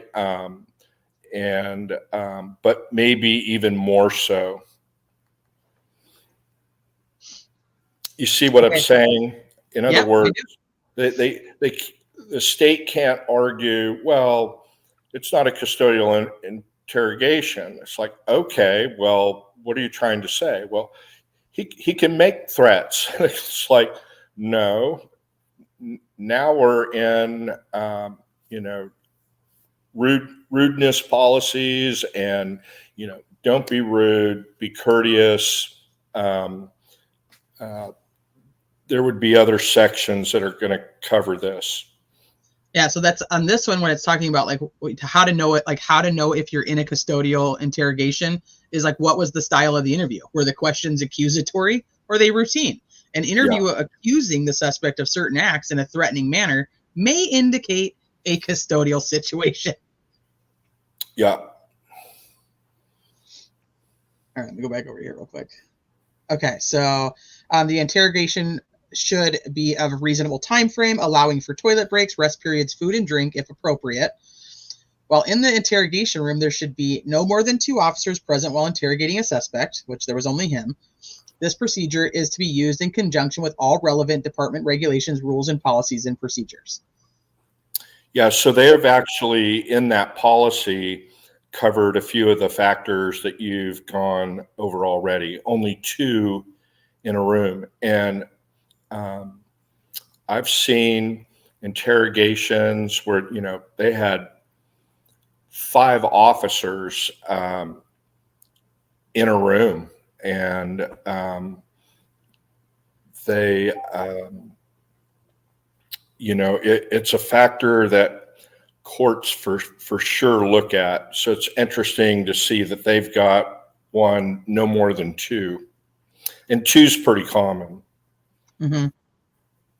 Yeah, I was actually kind of surprised there was only 1, but I don't know, and it may or may not be true, but I just got like that feeling like he's like, let me take a crack at him, like I'll get him to confess. Yeah. You 2 couldn't do it, I'm gonna do it. That's I don't know, and that's not said anywhere. That's just me and my own conjecture. So take it for what you want. It's my added 2 cents. I think you're right. I think you're right on that. That's a astute observation there. Yeah. Okay. But Buddy thinks you're right on that too. Yeah, Buddy agrees. If the dog agrees, then we know we got it. Yeah. Okay. So, I did have this up. I don't think it's necessarily worth going over, but it was kind of what I was going to show at the beginning. But just the where the Miranda came from, why we have it, and what the cases were that actually pushed for the Miranda rights. But I think that's okay because I think we kind of touched on some of that anyway. But let's talk about this one really. This is the one that you put some work into. So yeah, we're not going to spend a lot of time on this, but I just thought it would be interesting for folks if you could blow that up to there. Yeah. Argued 2021 and decided in June of 21, and then it just sets forth the general principle: police may not interrogate a person in custody without prior Miranda warnings, or else the state risks having these custodial statements suppressed in a criminal trial. That's the summary of the rule. that we've gone over. And then what Teresa pointed out at the very beginning, Miranda warnings are only required when a person is in custody, i.e. when his or her freedom of movement is curtailed to a level associated with formal arrest, and when he or she is under the same inherently coercive pressures in the police station as those in issue in Miranda v. Arizona. And wondering, well, what were those in Miranda? Those were the factors you went over at the very beginning. And then it references the case, State v. ER, which is the case cited in the motion. And there they're going to state the rule. We determined the defendant was subjected to custodial interrogation at a police station house because based on the totality of the objective circumstances, the curtailment of his freedom of movement was akin to formal arrest, and he was subjected to overt coercive pressures throughout the interrogation. And so I wanted to pull up this case to show that, there's no clear black and white rules on this stuff. It's in flux, and sometimes the court has to come back and explain what they meant. So here in this red box, which I use to point out pertinent stuff, in the present case, which incidentally involves the same detective and the same police department as in ER, the trial court found the circumstances amounted to custodial interrogation and suppressed statements made by the defendant during a police interview. And so the question in this case, what we call the issue, was defendant, Mr. Diego, freedom of movement in this case curtailed to a level akin to a formal arrest when he had a free flowing exchange in a detective's personal office. So you'll see frequently in discussing whether a interrogation interview was voluntary or coerced, involuntary, is the setting. They'll refer to a soft interview room and a hard interview room.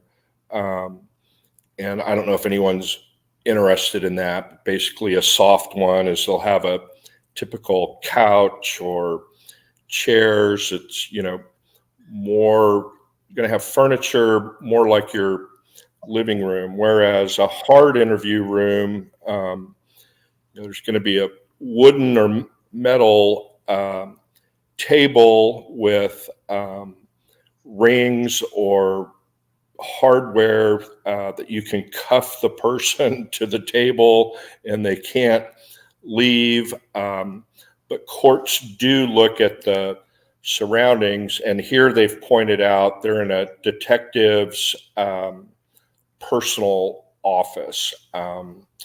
And let's see. Any comments about that, Teresa, before we go down to what I marked up? I think it's perfect. Go back up. You missed that green part right there. Sorry. A person could freely exit the door in the lobby without assistance, but nobody explained this to Mr. Diego or Martin. I believe Martin is the last name of his girlfriend interpreter. I just highlighted that to show that they're starting to look at factors immediately. You can scroll down. Okay. And so I've typed in here, always a discussion of factors, which is great that you went into the ones from the encyclopedia. So what did they look at? And we don't need to go through all of them, but I highlighted a couple of here. The door was unlocked, but Diego was unaware of this. Through the translator, Diego was advised that he was not under arrest and he was free to leave anytime. That's always a huge one, that they're told, look, you're not under arrest. You can get up and leave anytime. That's a big, big factor. If they tell you that, you need to overcome that to show that you are in custody. Aspen has a question for you, Travis. Aspen, almost a lawyer. I expect he will, but do you think Nick will file a response, or should he just wait for the denied without hearing ruling?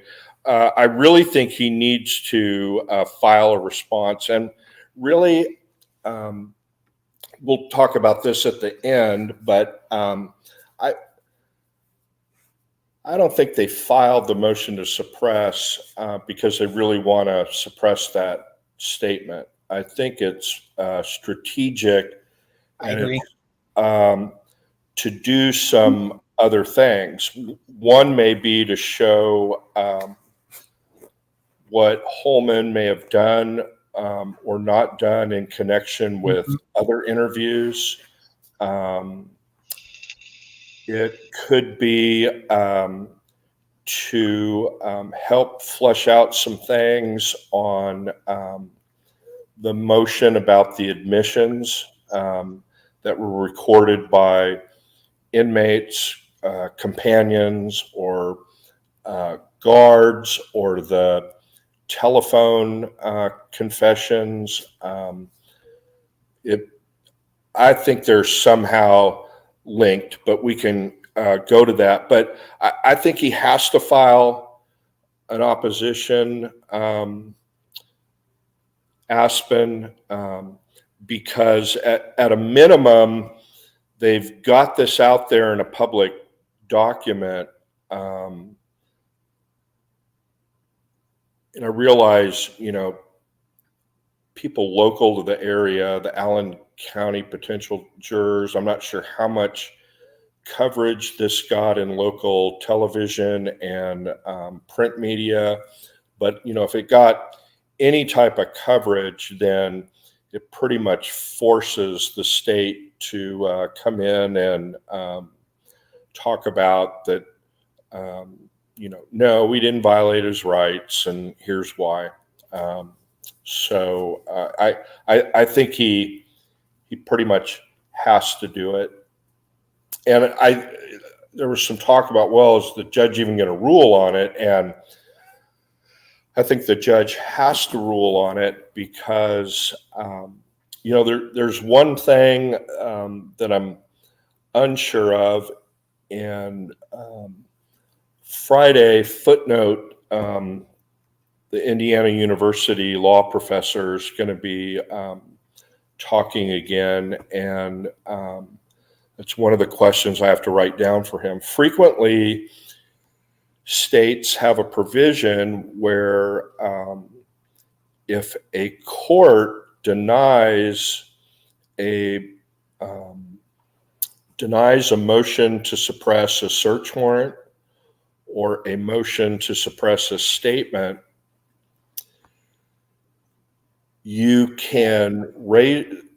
the defense can raise those issues in front of the jury and bring in evidence in front of the jury. And then there's a jury instruction about if you find that a statement was illegally obtained or similar language, you can completely disregard the defendant's statement. That's the way it is in federal court.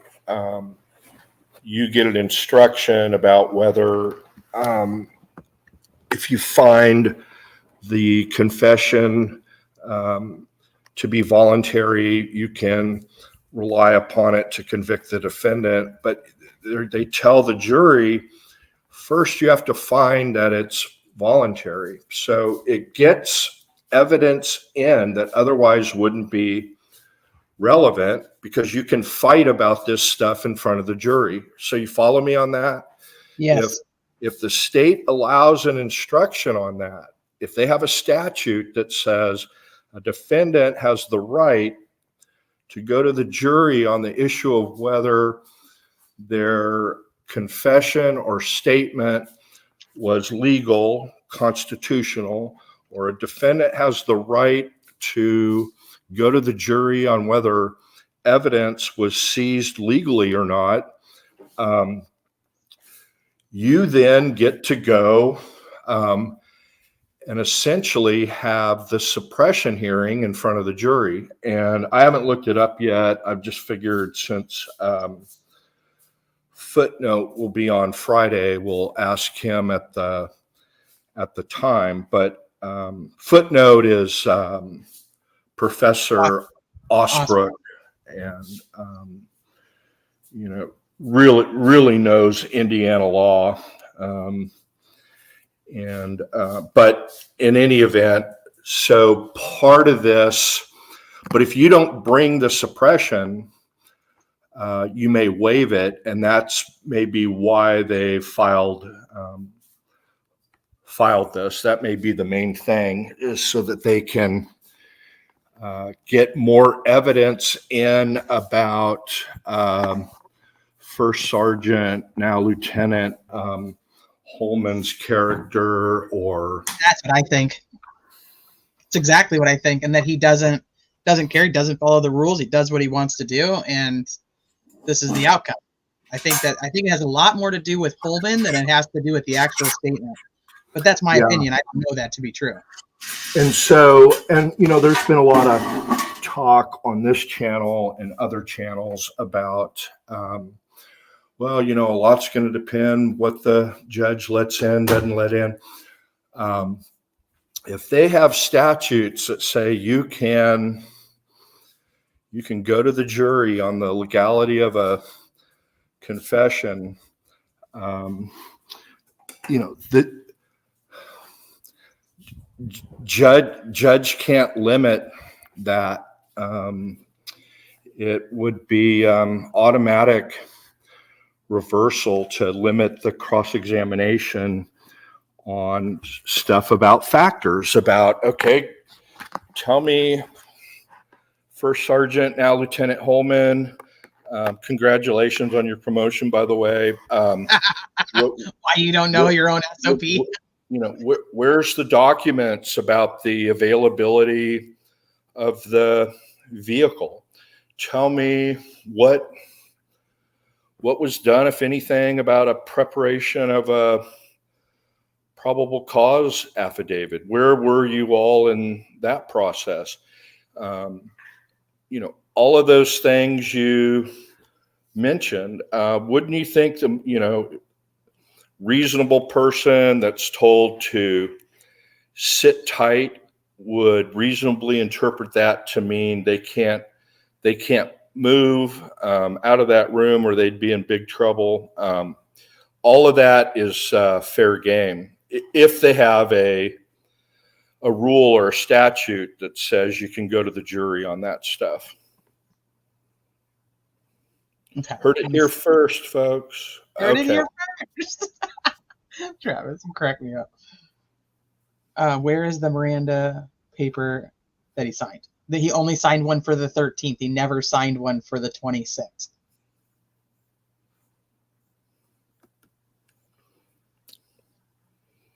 So, T, if you get a chance, will you please ask Travis believes will be convicted, and if so, why? If you get the chance, will you please ask Travis? I'm the last person. I'm not up on the facts at all. I only got 10 pages into the Frank's memo. I'm going to be listening to the updates from here and, my usual channels, Crime and Shame, Criminality, Defense Diaries, and Unraveling, and from time to time, CJ, and I'm going to be relying hard on Bob and Teresa to kind of cover Hopefully, I What can take good comes notes in, for but you. I have no idea. I haven't been following this case for 7 years. I just first got involved in October, late September, and one thing I do know for sure is I have no idea all of the things that have gone on. I try to get up to speed. Like I said, I rely on the is it Prezi? Forgive me, I'm Yes, it is. It old is. old guy. Yeah, I you rely got it. on the Prezi. Um, I rely,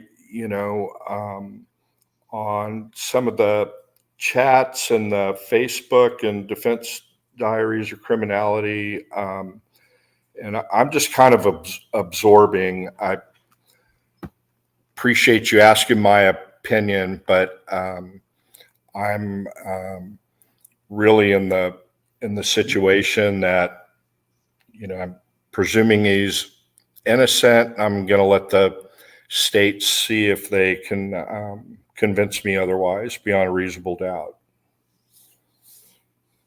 You're more on the law guy. Yeah, well, it's just I don't. Um, Aspen if said, you can't even keep up with your Prezi, I know. and you've been involved in it for a long, long time, as is a lot of people in your chat. But I look at people like you and Sleuthy, and um, I wouldn't even begin, and I don't. I have zero opinion on it. I have lots of opinions about the inter-channel drama and lots of opinions about that stuff, but as to whether he did or didn't do it, I just don't know. So I haven't even read the probable cause affidavit in the case. Aspen said that you were 29 years old in September, and that's what the case does to all of us. It ages us. Say that again. Who was Travis? Was You 29? I don't think so. Yeah, it's aged you. It's aged you just from coming on in September. Yeah. So Sleuthy has I think that concerts I went to in LA would age me more. Possibly. Sleuthy has an amazing timeline that I don't know if this one's public because I know that she wasn't quite done with it. But that she like updates everything on it with, like, she has the timeline, and I don't know if you've seen a Sleuthy spreadsheet before, but it's no. like, I saw Sleuthy on your channel talking about and going through with another lady. I'm terrible with names, but okay. I know I saw Sleuthy on there, and they were going through that spreadsheet with the multiple tabs underneath. And she has one for Delphi. I was meaning to send Sleuthy a PM today asking her if I could have a copy of that. And it was very impressive. I don't know if she'll let me have a lockdown copy, but it was very, very impressive. And I said, man, I need to get that. I mean, the timeline thing on it was incredible. Yeah, she has one of those for Delphi. So yeah, she's gonna take care of that for you. Oh wait, yeah, she was going through Reed. We were going through Reed. She has that for Reed. She has it for Idaho. And this was one of the jokes I was telling her the other night was, back in the day when I first came across Sleuthy, I don't even know if she was like new on the streets at that point or she'd just been on Twitter, and I'm not a Twitter person, so I'm trying, but I'm not good at it. But she had a spreadsheet, and I don't remember if it was what case it was, but it was, a nice basic timeline of events, and people were kind of giving her shit in the comment section on one of her tweets, and like telling her she needed to like add sources, like, you know, like what article she got it from, or what news source or whatever. And so the next time I went and looked at this spreadsheet, it was like anything. It was like Prezi on steroids. It was like it was like every court document, every news article, the timelines, all who everybody in the case was. And I was like, Sleuthy was like, and we were joking around with this when we were like, Sleuthy was like, oh, you want sources? Okay, hold my beer. And Yeah. and then she just like went incredible. like incredible. That's why I was like, I used to think I was pretty good at spreadsheets, and then now I'm just like, yeah, fuck it. Sleuthy, do you have one for us? Otherwise, I'll make them. Now mine are just like mediocre. I'm like, it was just like the time and like a source, and hers is like, nuh-uh, boom. No, it's incredible. And yeah, the one on Reed, I looked at it and I said, I have a colleague that swears by Excel spreadsheets for doing his case management in criminal cases, and has a tab at the bottom, witnesses, a tab at the bottom, and just the way his mind works. And he and I worked on a big case together, and so he did that, and I went, man, I really kind of like that. And then it reminded me, that was a couple of years ago, horrible, terrible case, but like a lot of things, I got sidetracked. And so I have his templates for it, but then I saw that and I went, got to see if Sleuthy will give me a copy of that one in Reed, because I have a case going on now that has a timeline that is ultra critical. And oh, shoot, just let her at it for a hot second. She'll be like, all right, give me 10 minutes, Travis, I'll be right there and I'll take care of that for you. And then she'll bust her shit out. Very, very impressive. But thanks. It reminded me, I've got to beg Sleuthy, see if she's already said that she has sent them to you in Messenger, so you have them. Thank you so much. Thank you. And so Adrian has a question for you, and she would like to know, what do you think that some of like the legal hindrances are that the defense has to overcome in order to get a not guilty verdict? Okay, well, I don't think my insight's going to be any better than anybody else's, but obviously if you have somebody on the phone talking to loved ones saying, I did it, that's number one. And of course, I understand we don't know the context, and from what I understand, we don't know verbatim what was said, when, what the context was. But obviously, if you have that going on, that's a problem.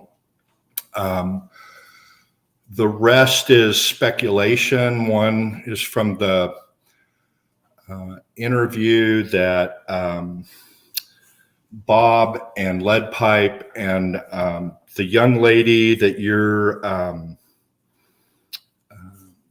you really like, Teresa, in terms of you refer people to her channel, but Bob and Lead Pipe and that young lady did a show about the expert fund, and the reason why they raised it from the original amount to the current amount of $45,000. But during that, Lead Pipe said that, the state has this expert, we need this. Well, he said the state's got a DNA expert, and there's a lot of speculation I've been seeing in different format. What is the DNA? One thing says there's no DNA that links Richard Allen to the crime, or something to that effect, that, there's not going to be DNA that does anything in this case. So if they have a DNA expert, simply to let the jury know that why there isn't DNA on certain pieces of evidence, and to get over the CSI effect of juries, which I've talked about before, and trying to be preemptive about that? Or is there something about DNA that's going to come in? Then there's going to be a huge fight about the tool mark evidence. I think everybody's aware of that. And what's going on with that is a tool mark expert for the state's going to come in and say that it's good, solid science, and we can match. It's objective. It's not subjective. We can objectively match a unfired shell cartridge to a particular gun, the defendant's gun. And then the defense, especially now after funds have been raised, is going to have an expert at trial that will testify that the National Tool Mark Examiners Association, which certifies all of the tool mark experts in the country, has a position paper that you can't include a gun, you can only exclude a gun, or whatever, and that it's like hair or fiber. Years ago, people would get on the stand and declare a match based on hair analysis, whereas now, that's generally considered, junk testimony that you can get sanctioned over, that the best you can ever do with fiber or hair evidence is exclude somebody but not include anybody. Everybody knows the difference between that, right? So that's going to be a real important thing. And then, there's a million other things that all of you know about that, I don't know yet because I'm not up to speed on the case. But I think those are, obviously the two most important things. It's going to be whatever confessions, admissions there were, whether they be on the phone to family or in front of security or correctional officers or companions. What an interesting choice of words. But so I don't know. I'd be interested to hear what Adrian's thoughts are on the most difficult hurdles. That's a great question. Adrian says to tell you thank you.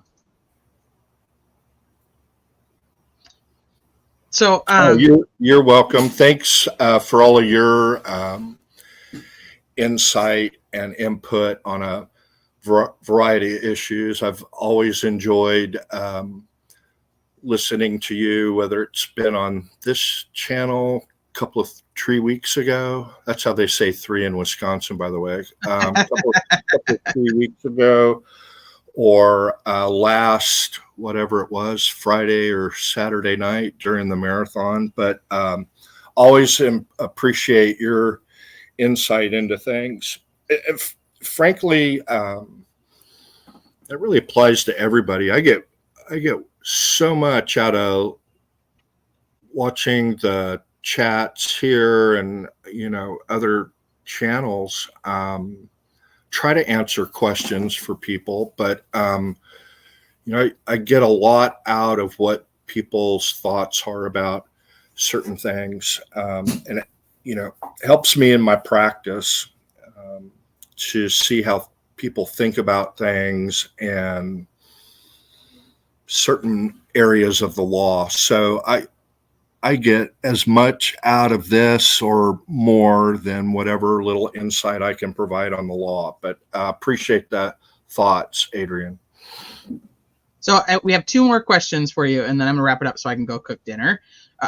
But so the first one is, and this is a question I had the other day too, is I don't understand, and I'm a pretty avid trial watcher, why we don't have any hearings on the books for this case right now. Hearings on the books for the what? For the case? Why don't we have any hearing? We're less than 4 weeks from trial, and there's not a hearing scheduled. Yeah, so that's pretty interesting. I thought it was interesting the timing of some of these motions. Motion to suppress. How many days to trial we got? 30, 40? Well, yeah. So 33. Jury selection's the 13th. So we're less than a month, right? Yeah. I was surprised about the timing of that. I know some of the motions that were filed last week mentioned that they were just getting stuff. But some of them, I just think there's a lot of strategy going on. I suspect, but I don't know, because of Osbrook's involvement, and he's never said, this is total speculation on my part, but that it seems to me that they're building appellate issues and in a strategic way that not that Baldwin and Rossi aren't smart cats and they're getting help from Hennessy clearly, but the timing of the motions and the way they're coming in, I suspect is the brilliance of Osbrook and his considerable experience in post-conviction is providing some guidance on that.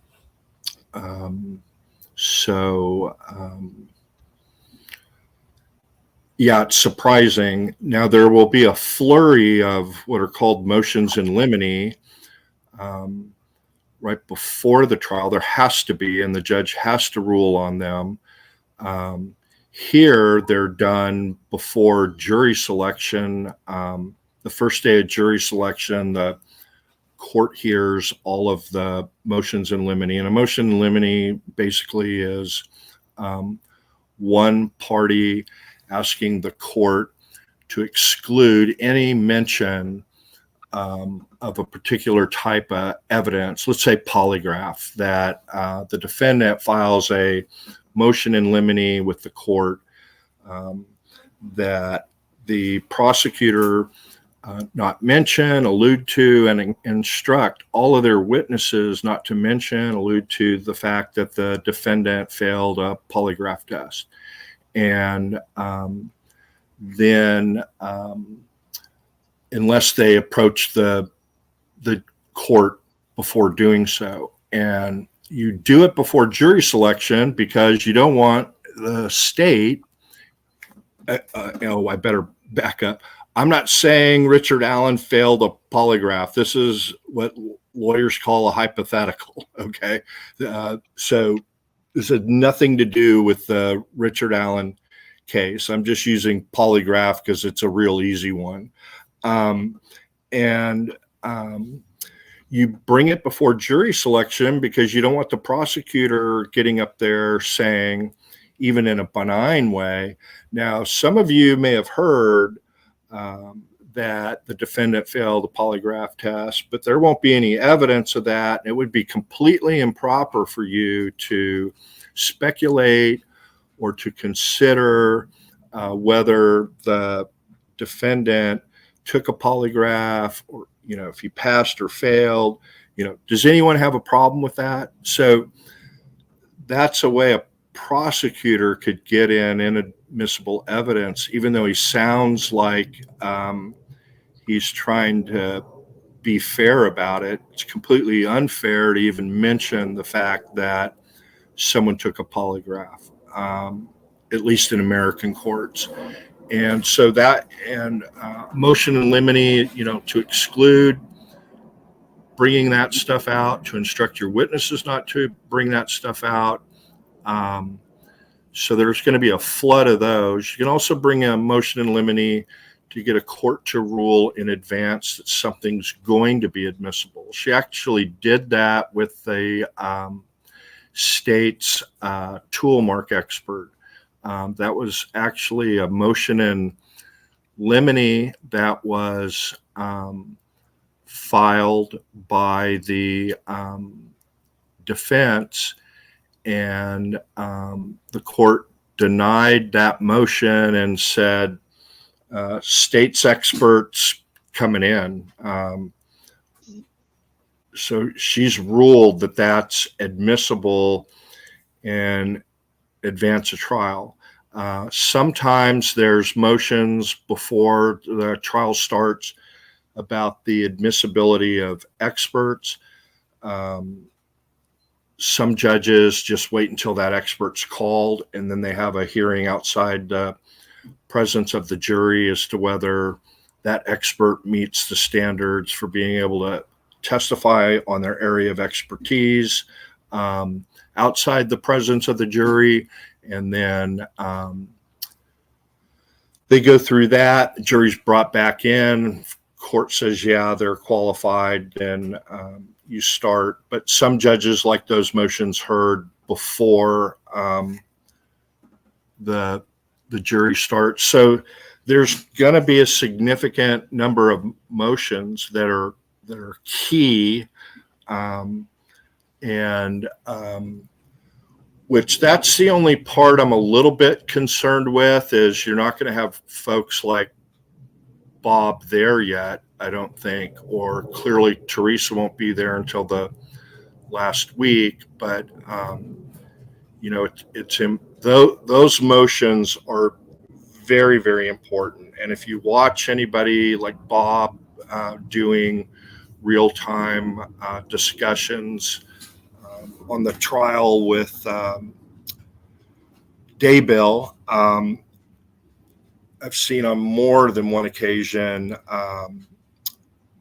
Bob say, I'm sure there must have been a pretrial hearing about 404B evidence, and that's I think it was on the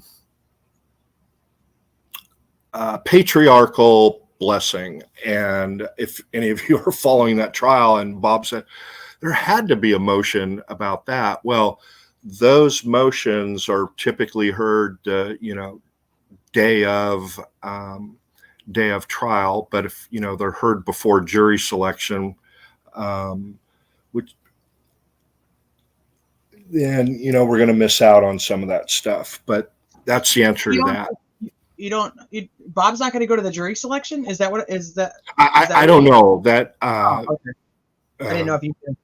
No, I know he's planning on being there for day one of trial, but typically there's so little or no room when they have jury selection. And so if the courtroom holds 80 people and they're bringing in a panel of 60, instead of 80 seats being available in the morning, there's only 20, and they may reserve 15 of those for family, and then it leaves 5 spots that they're going to determine who is quote media unquote. We already know what our feelings are about YouTube content creators, so I don't know how that works, but I know he has people like Sleuthy checking into that and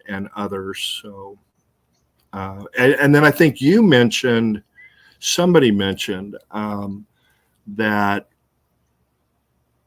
they may reserve media slots, and what you or Bob or others could do to get a designated media slot like Court TV. But I know there's a lot of things being looked into, and I don't need to know all of that. I know you're dialed into that, Teresa, by the sheer fact that you've been getting the transcripts. But what's the next question? Oh shit! What was the next question, Travis? I don't know. I was going to keep going with that one. Did you have something you wanted to say on any of that, or? I guess my thing is I just, from watching so many trials, I just feel like we should be having hearings a lot more often on, like, to be prepared for trial. Like, I just feel like they would be at least something scheduled. Or they just those are the main ones. In Texas, we don't have to schedule a hearing for the motions in limine. It's just part of a statutory scheduling order that they need to be served on either side, and it's just known. But yeah, I agree with you. But the main things we haven't seen at this point are the motions in limine. This huge, high-profile trial, and this guy will have been in a courtroom like 4 times. Yeah, and that's not all that unusual when the judge doesn't have hearings. Now in federal court, most motions are ruled on without hearing, but that going in, everybody knows you better put everything in your brief and not hold anything back. Whereas in Texas state court, you just do a general thing and you're gonna get a hearing. They have to give you a hearing, and so you don't put everything in your written pleadings because you don't want to give away your case on that particular issue. But so it wouldn't be,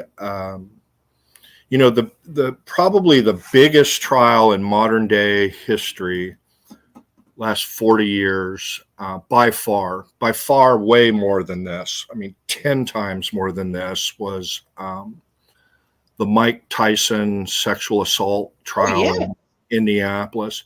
Someone should pull up that court docket. Maybe, I don't know if it got transferred over, if the docket's even available, but it'd be interesting to see how many hearings he had or whatnot. I'm aware of some of the other bigger cases. So for you and only you, Teresa, over this weekend, I'll pull up a couple of Judge Gold's bigger cases, and we'll just kind of do a comparison on how many hearings, did they have in the death penalty case versus, this double murder case. You certainly would expect as many or more in a death penalty case, but we'll figure out some way to put some context to it, some relativity. It's so odd when we're looking at cases like Daybell, Vallow, Koberger, just other high-profile cases like this. Karen Reed. How many times? Not even just like that we get to watch most of those, but the fact that how often they're in court heading into trial versus this is just like, are we even going to trial? Like, what's going on? There's not even anything scheduled. It's kind of weird to me. I don't know. Maybe it's an Indiana thing. The Idaho 4 case, that's going to be an outlier because it's death penalty. And now they're to the point, I understand, that the judge, they're going to meet monthly until the trial, at least monthly until the trial, right? Right. I mean, Yeah. he was saying that they'll do it. He'll do it every Thursday. It's like, geez, Go would never see these Well, guys. there are some judges like that what,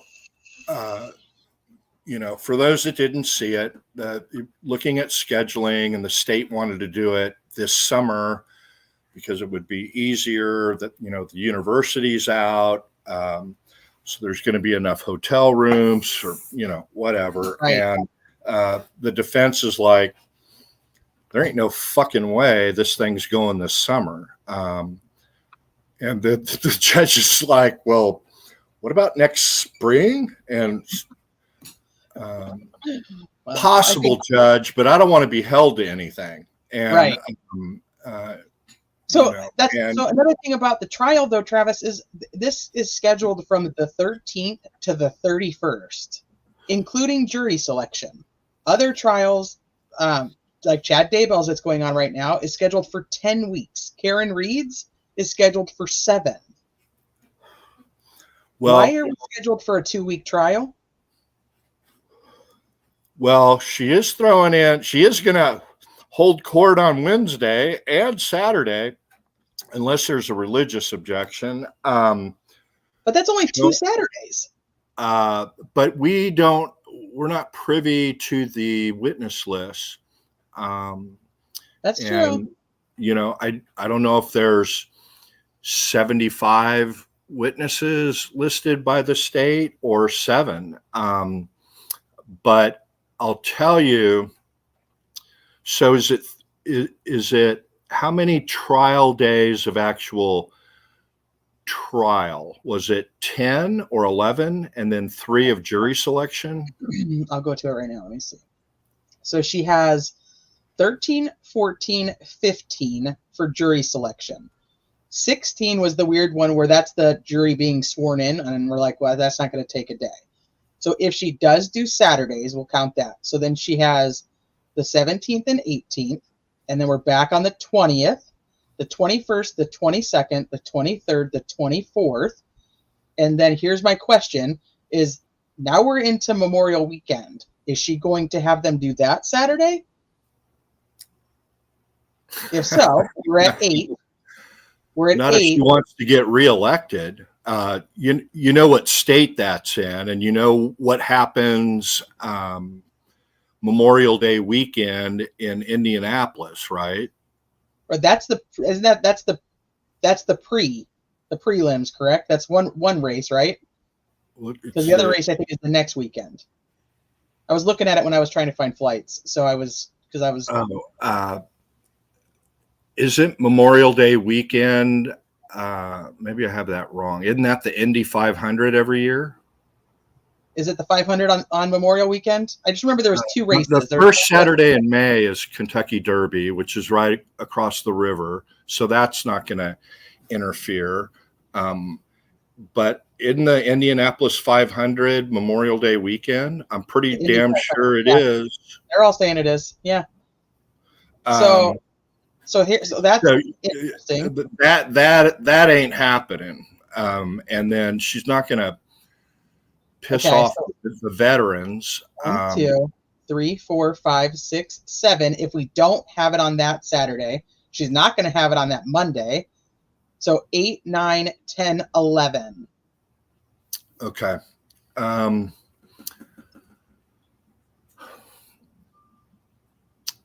would think, and I've tried a number of cases where the defendant's been accused of some level of homicide, manslaughter, murder, criminally negligent homicide, and the issue is justification, whether the defendant had justification to use the force, frequently deadly force, in that situation, with 2 to 3 experts on each side, and never, ever been able to get one of those done in under 2.5 weeks, frequently 3. And then the problem is that um, the state takes up all of that time, that frequently prejudices the defendant, and they're like, okay, you need, put on your case, and remember, I've only reserved these 10 days, so you guys got 2 days to put on your case, but we're going to have to do closing arguments on Saturday, or, So then, if the jury is actually being, essentially they're going to be sequestered in a hotel somewhere, because they're from Allen County. She's not going to let them go. So does it matter if the Indy 500 is that weekend? I mean, that's it. They're there for the long haul. And Sunday's the 500 actually, but still the prelims and stuff are still that day. But I'm just trying to figure out, like, is that even going to? I've seen all kinds of crazy stuff around sports. Okay, so I've seen jurors start to lead a revolt, and they want to go to the UT game, or they want to go to the SC game, and it's like, okay, those that are interested in going to the SC game, we're going to have a van for you. I've seen all kinds of stuff, but no, it's probably not going to release them unless they revolt. And they usually don't revolt, but what happens is they start. One or two of them will pass a note to the judge that they got a hardship, sick relative that they need out of it.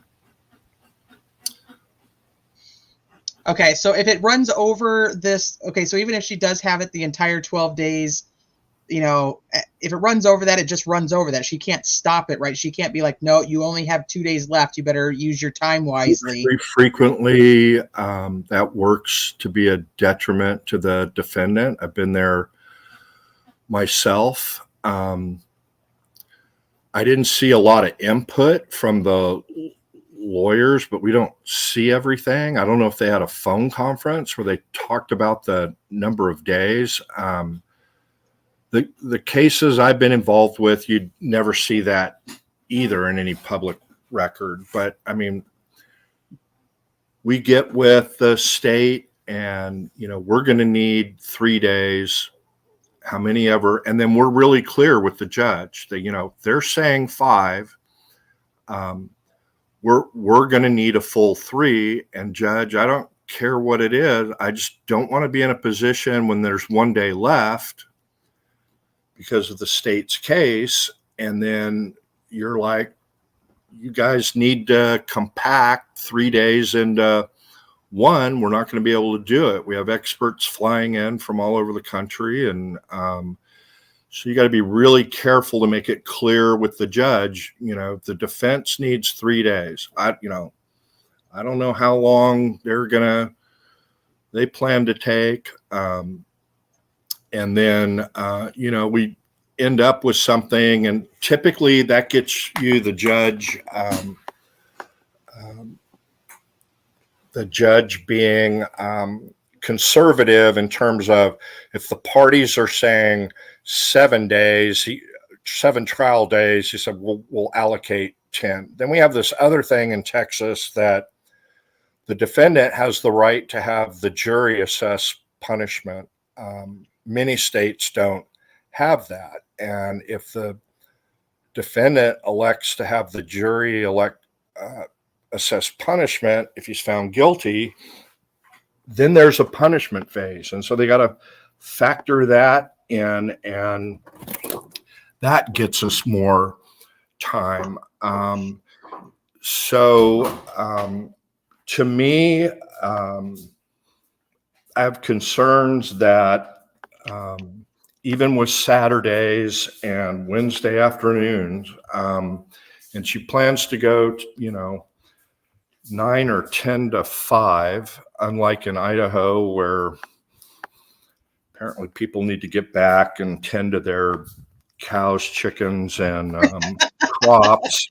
So he lets them all go at 3:30 every day. Never seen that. And then they'll adjust and say, okay, we're running behind here. We're going to start going till 6 o'clock every night, or we're going to start going to now she has them all relatively close in a hotel. If she has them starting at 10, she can move that to 9:30. Or if she has them starting at 9, she can go at 8:30. I suspect that swear-in day, I suspect you're going to see a bunch of motions that day. On Thursday, right before like opening statements. Yeah, because it takes 5 minutes to read. And actually, the clerk typically swears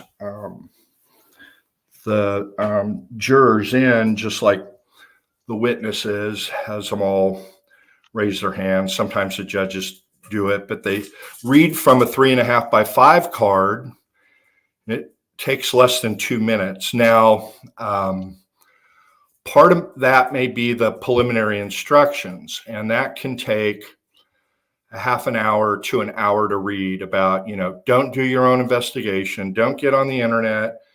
You're not going to have internet anyway. Here's the rules on your sequestration, and so on and so forth. So, that could take a little bit of time, but 2 hours max. And then typically what happens is you go into the openings right after that. But since she's got just that one thing, I suspect that's kind of a slide day, my term. Snow day. She can fill in pretrial hearings and motions. What was the date of the hearing on the contempt and the March 18th. March 18th. So April 18th, a week and a half from now, the decision on the contempt's due. Correct. That's why, since she hadn't ruled on it, I went ahead and got those transcripts so that we could read through them. Even though Bob's like, contempt shemempt, like, move past it. Let's get to the good stuff. I know, but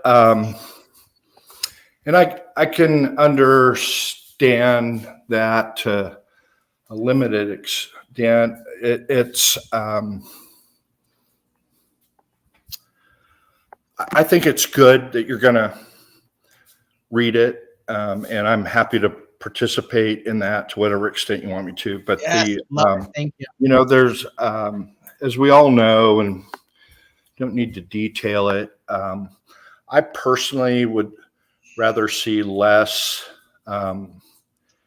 inter-channel drama in chat, and me too. Your mods and the way you handle it, the philosophy, Bob's as well, and you all know what I'm talking about. This case has more of it than I've ever seen. I think there's a lot of factors to that have nothing to do with particular creators, but there's some creators that thrive on drama. That's been true of many things on YouTube and other platforms. That there's some channels, whether it's makeup ideas or Bermuda lawn care. And yes, I subscribe to a Bermuda lawn care channel, but there's drama between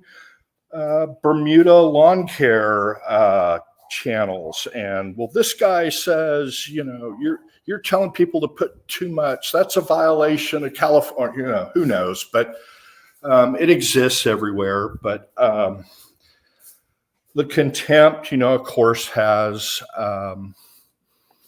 there were people that injected themselves to some extent. And I just like the fact that you rise above it all. And I think that's a good thing. But I think there's some things to be learned from the I don't contemporary. always, Travis. I don't always, and sometimes I give into it, especially when I get copyright stricken for nothing. But No, that's a different thing. Okay. I'm not, and I know that creators do that. It's an advantage, that they're doing it to increase likes or thumbs up or subscribers or whatever. And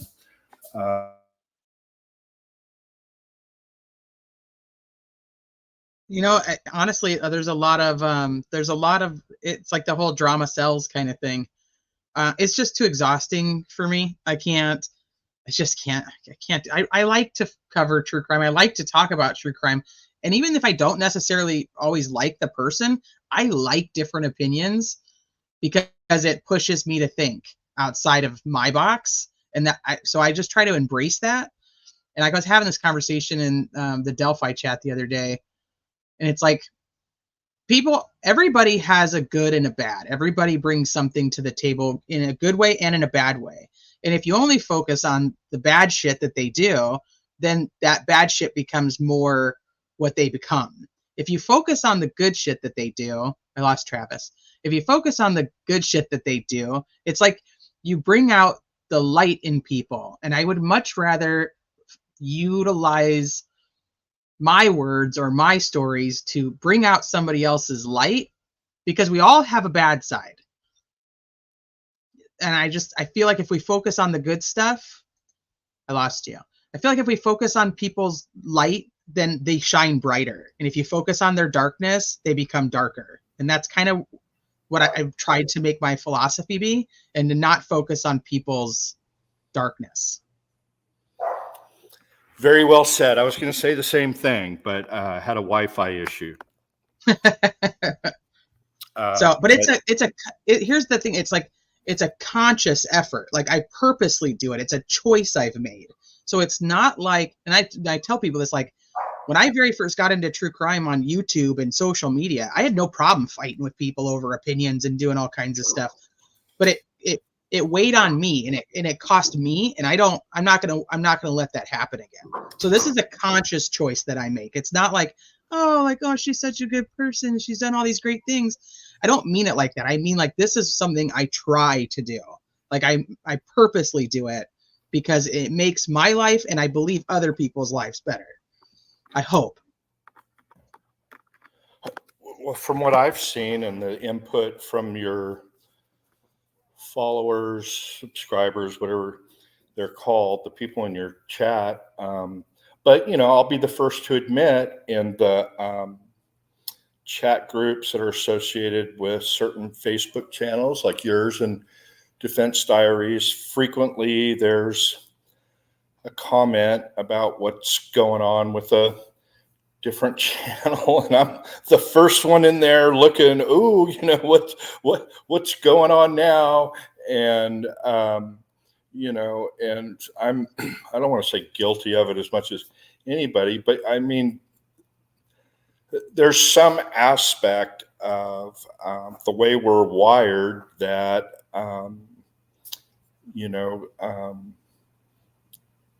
that's entertaining as much as the I have an excuse. My field is boring as hell. It's the trappings of the court, and it's just explaining to people, why aren't there more motions, or why isn't there more time to do this, or, what's a custodial interrogation?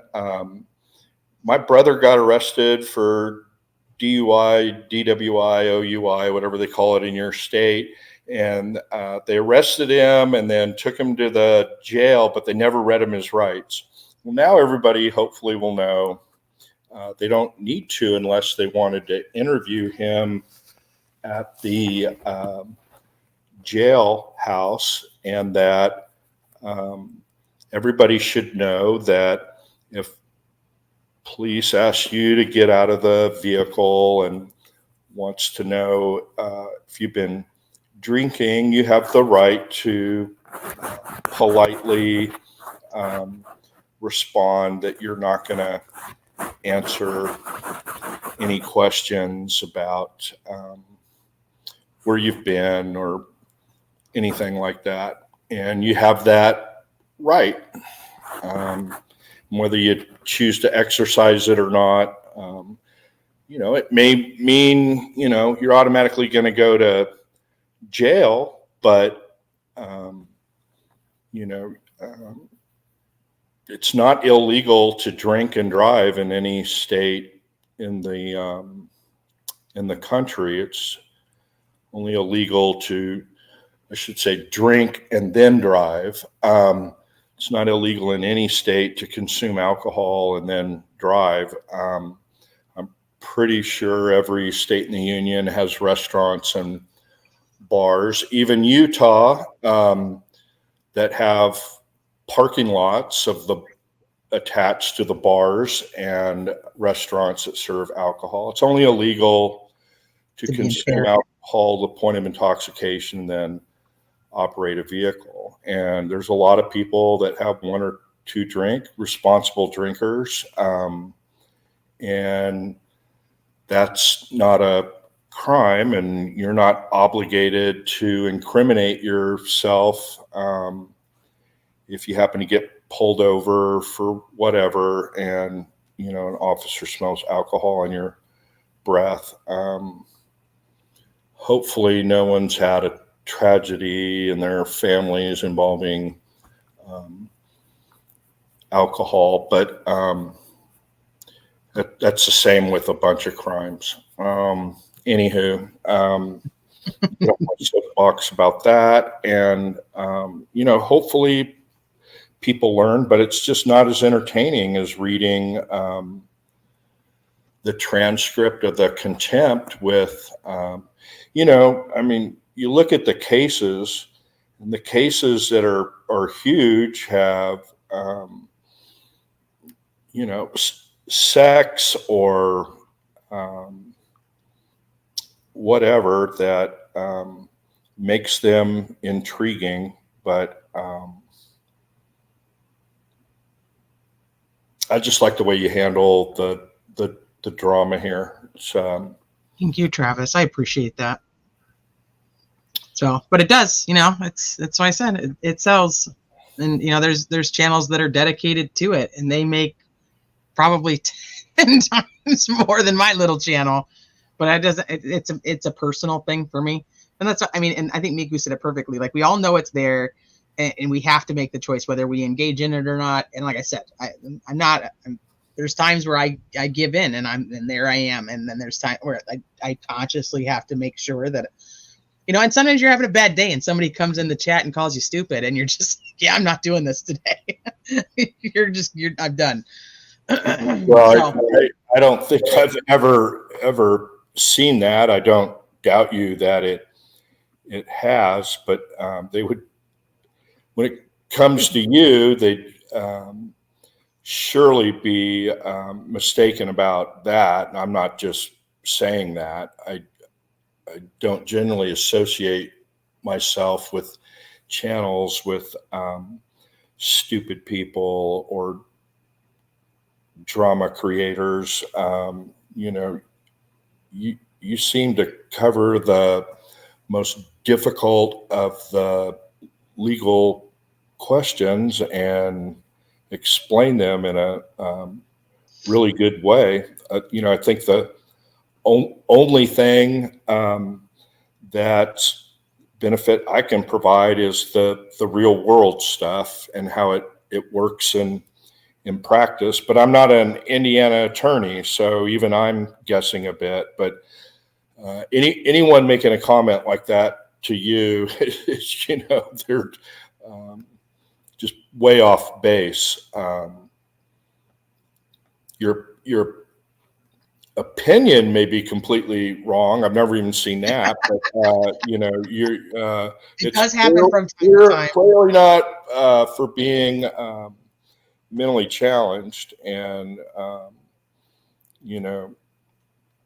getting the degree you did from the place you did, with all of the other stuff in life going on that you did, is proof of that. But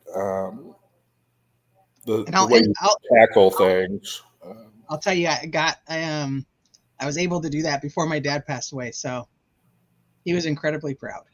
Yeah. So thanks for, as unintended as it was, the opening. Saw a lot of people, including myself, that gone through that experience about the same time, and I can completely empathize. Like I said in the chat, minimum in the last 2.5 years, minimum once a day, I think to myself, man, I would have really wished my dad had been around for that. Would have loved to have talked to him about that. Or, I never found out, exactly what this deal was in the family history. I wish I would have asked. And, it's not easy. And I'm glad you did it. But there was one point where I was teetering. I thought I was going to actually have to leave the chat, but no, I'm glad you did. And then I'm glad you shared more about your dad with us. But I'm not just saying this to say it. I think your dad would be extremely proud of the way you explained Miranda tonight, and the case, and what a custodial interrogation is, and what the legal issues are. And I hope you seem to just fall right back in it after I popped on. So I hope I helped I did. on So that. thank you for doing that. I really appreciate. I know it was last minute, but I do appreciate. I appreciate you all the time, whether you're in chat or even other people's chats. So I mean, I'm so appreciative of just your insights and your ability to just kind of put things in a perspective that shows like this is how it is, and you can take it for however you want, but I'm just going to tell you how it is. And so I appreciate you, and I appreciate you coming up here, especially when I was I didn't have all my shit together, and I didn't know if I was going to be able to pull it off, but I did with your help, and I thank you for that. I just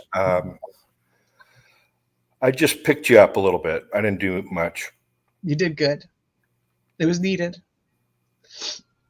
All right, I'm going to wrap this up, Travis, so I can go cook dinner, get myself back together again. Yes, ma'am. But thank you. And thank you for highlighting all of that on the case, and going over the parts that you did, and just your insights, everything. Just thank you. Oh, you're so welcome. Unindicted says, coming in crying, stay laughing, and leave crying. One hell of a great chat. I know it's such a disaster. Okay. Yeah. And the Dr. Pepper, I'm like, this ain't no cop's daughter. Unless he was in recovery, and there's a lot of law enforcement professionals that are in recovery. But, I dated a couple of cops' daughters growing up, and no, you need what did somebody say? Dr. Jim Beam, bourbon. I did. I needed a Dr. Jim Beam at that moment. Yeah. But it is what it is. We made it. We made it here, and here we are. And hopefully through the middle of this, somebody learned something. Something to take away. At least we have a better understanding of why the defense put certain things in the motion the way that they did in order to I hope they did too. And I really appreciate people reach out to me in different locations, whether it's in a follow-up chat or one of the Facebook messenger chat groups that you have and Defense Diaries and other places that they really appreciated something they learned from what I said. And I cannot tell you what a good feeling that is, because that's all I'm about, is finding good channels like this one where the goal and objective is to cover things fairly and thoroughly, and they do research, and they have folks that are interested in learning more about the legal process. That's the only thing I'm about. Don't have a channel, don't want a channel, just want to help people that are interested in this subject to learn whatever it is they want to learn about in connection with the process. And thank you all that have taken the time to note that you learned something or that I helped with something. Good affirmation. But what are you making tonight? Spaghetti, some pasta.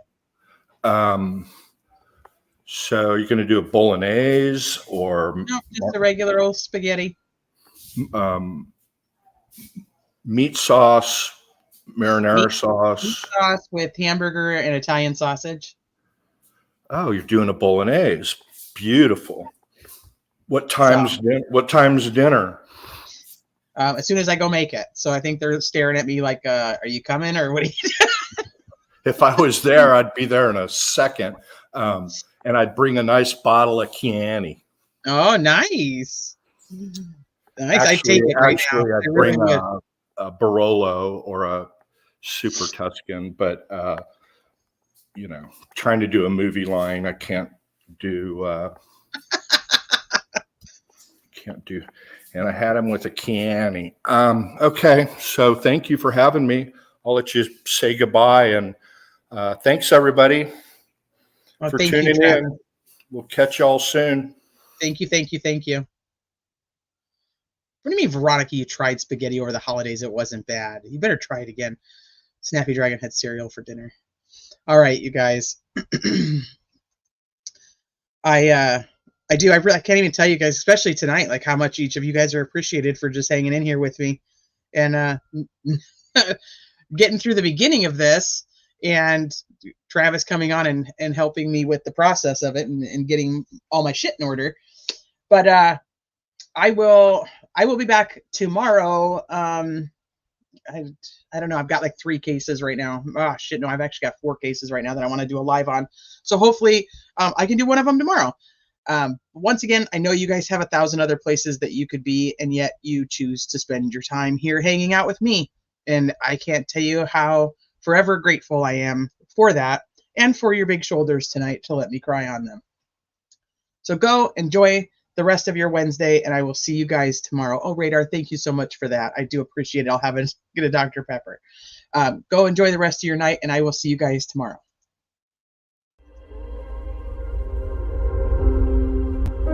Do you dare to follow me down?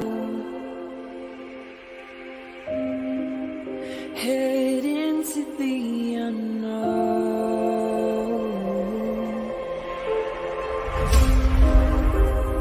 Down the rabbit hole.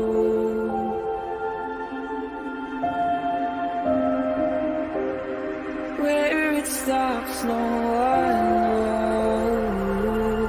We're going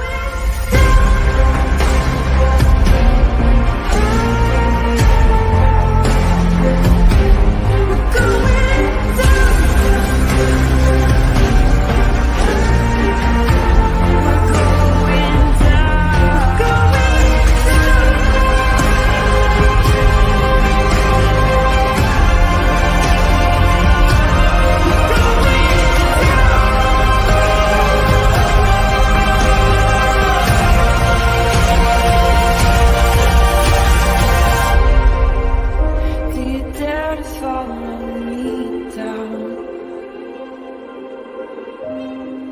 Head into the unknown.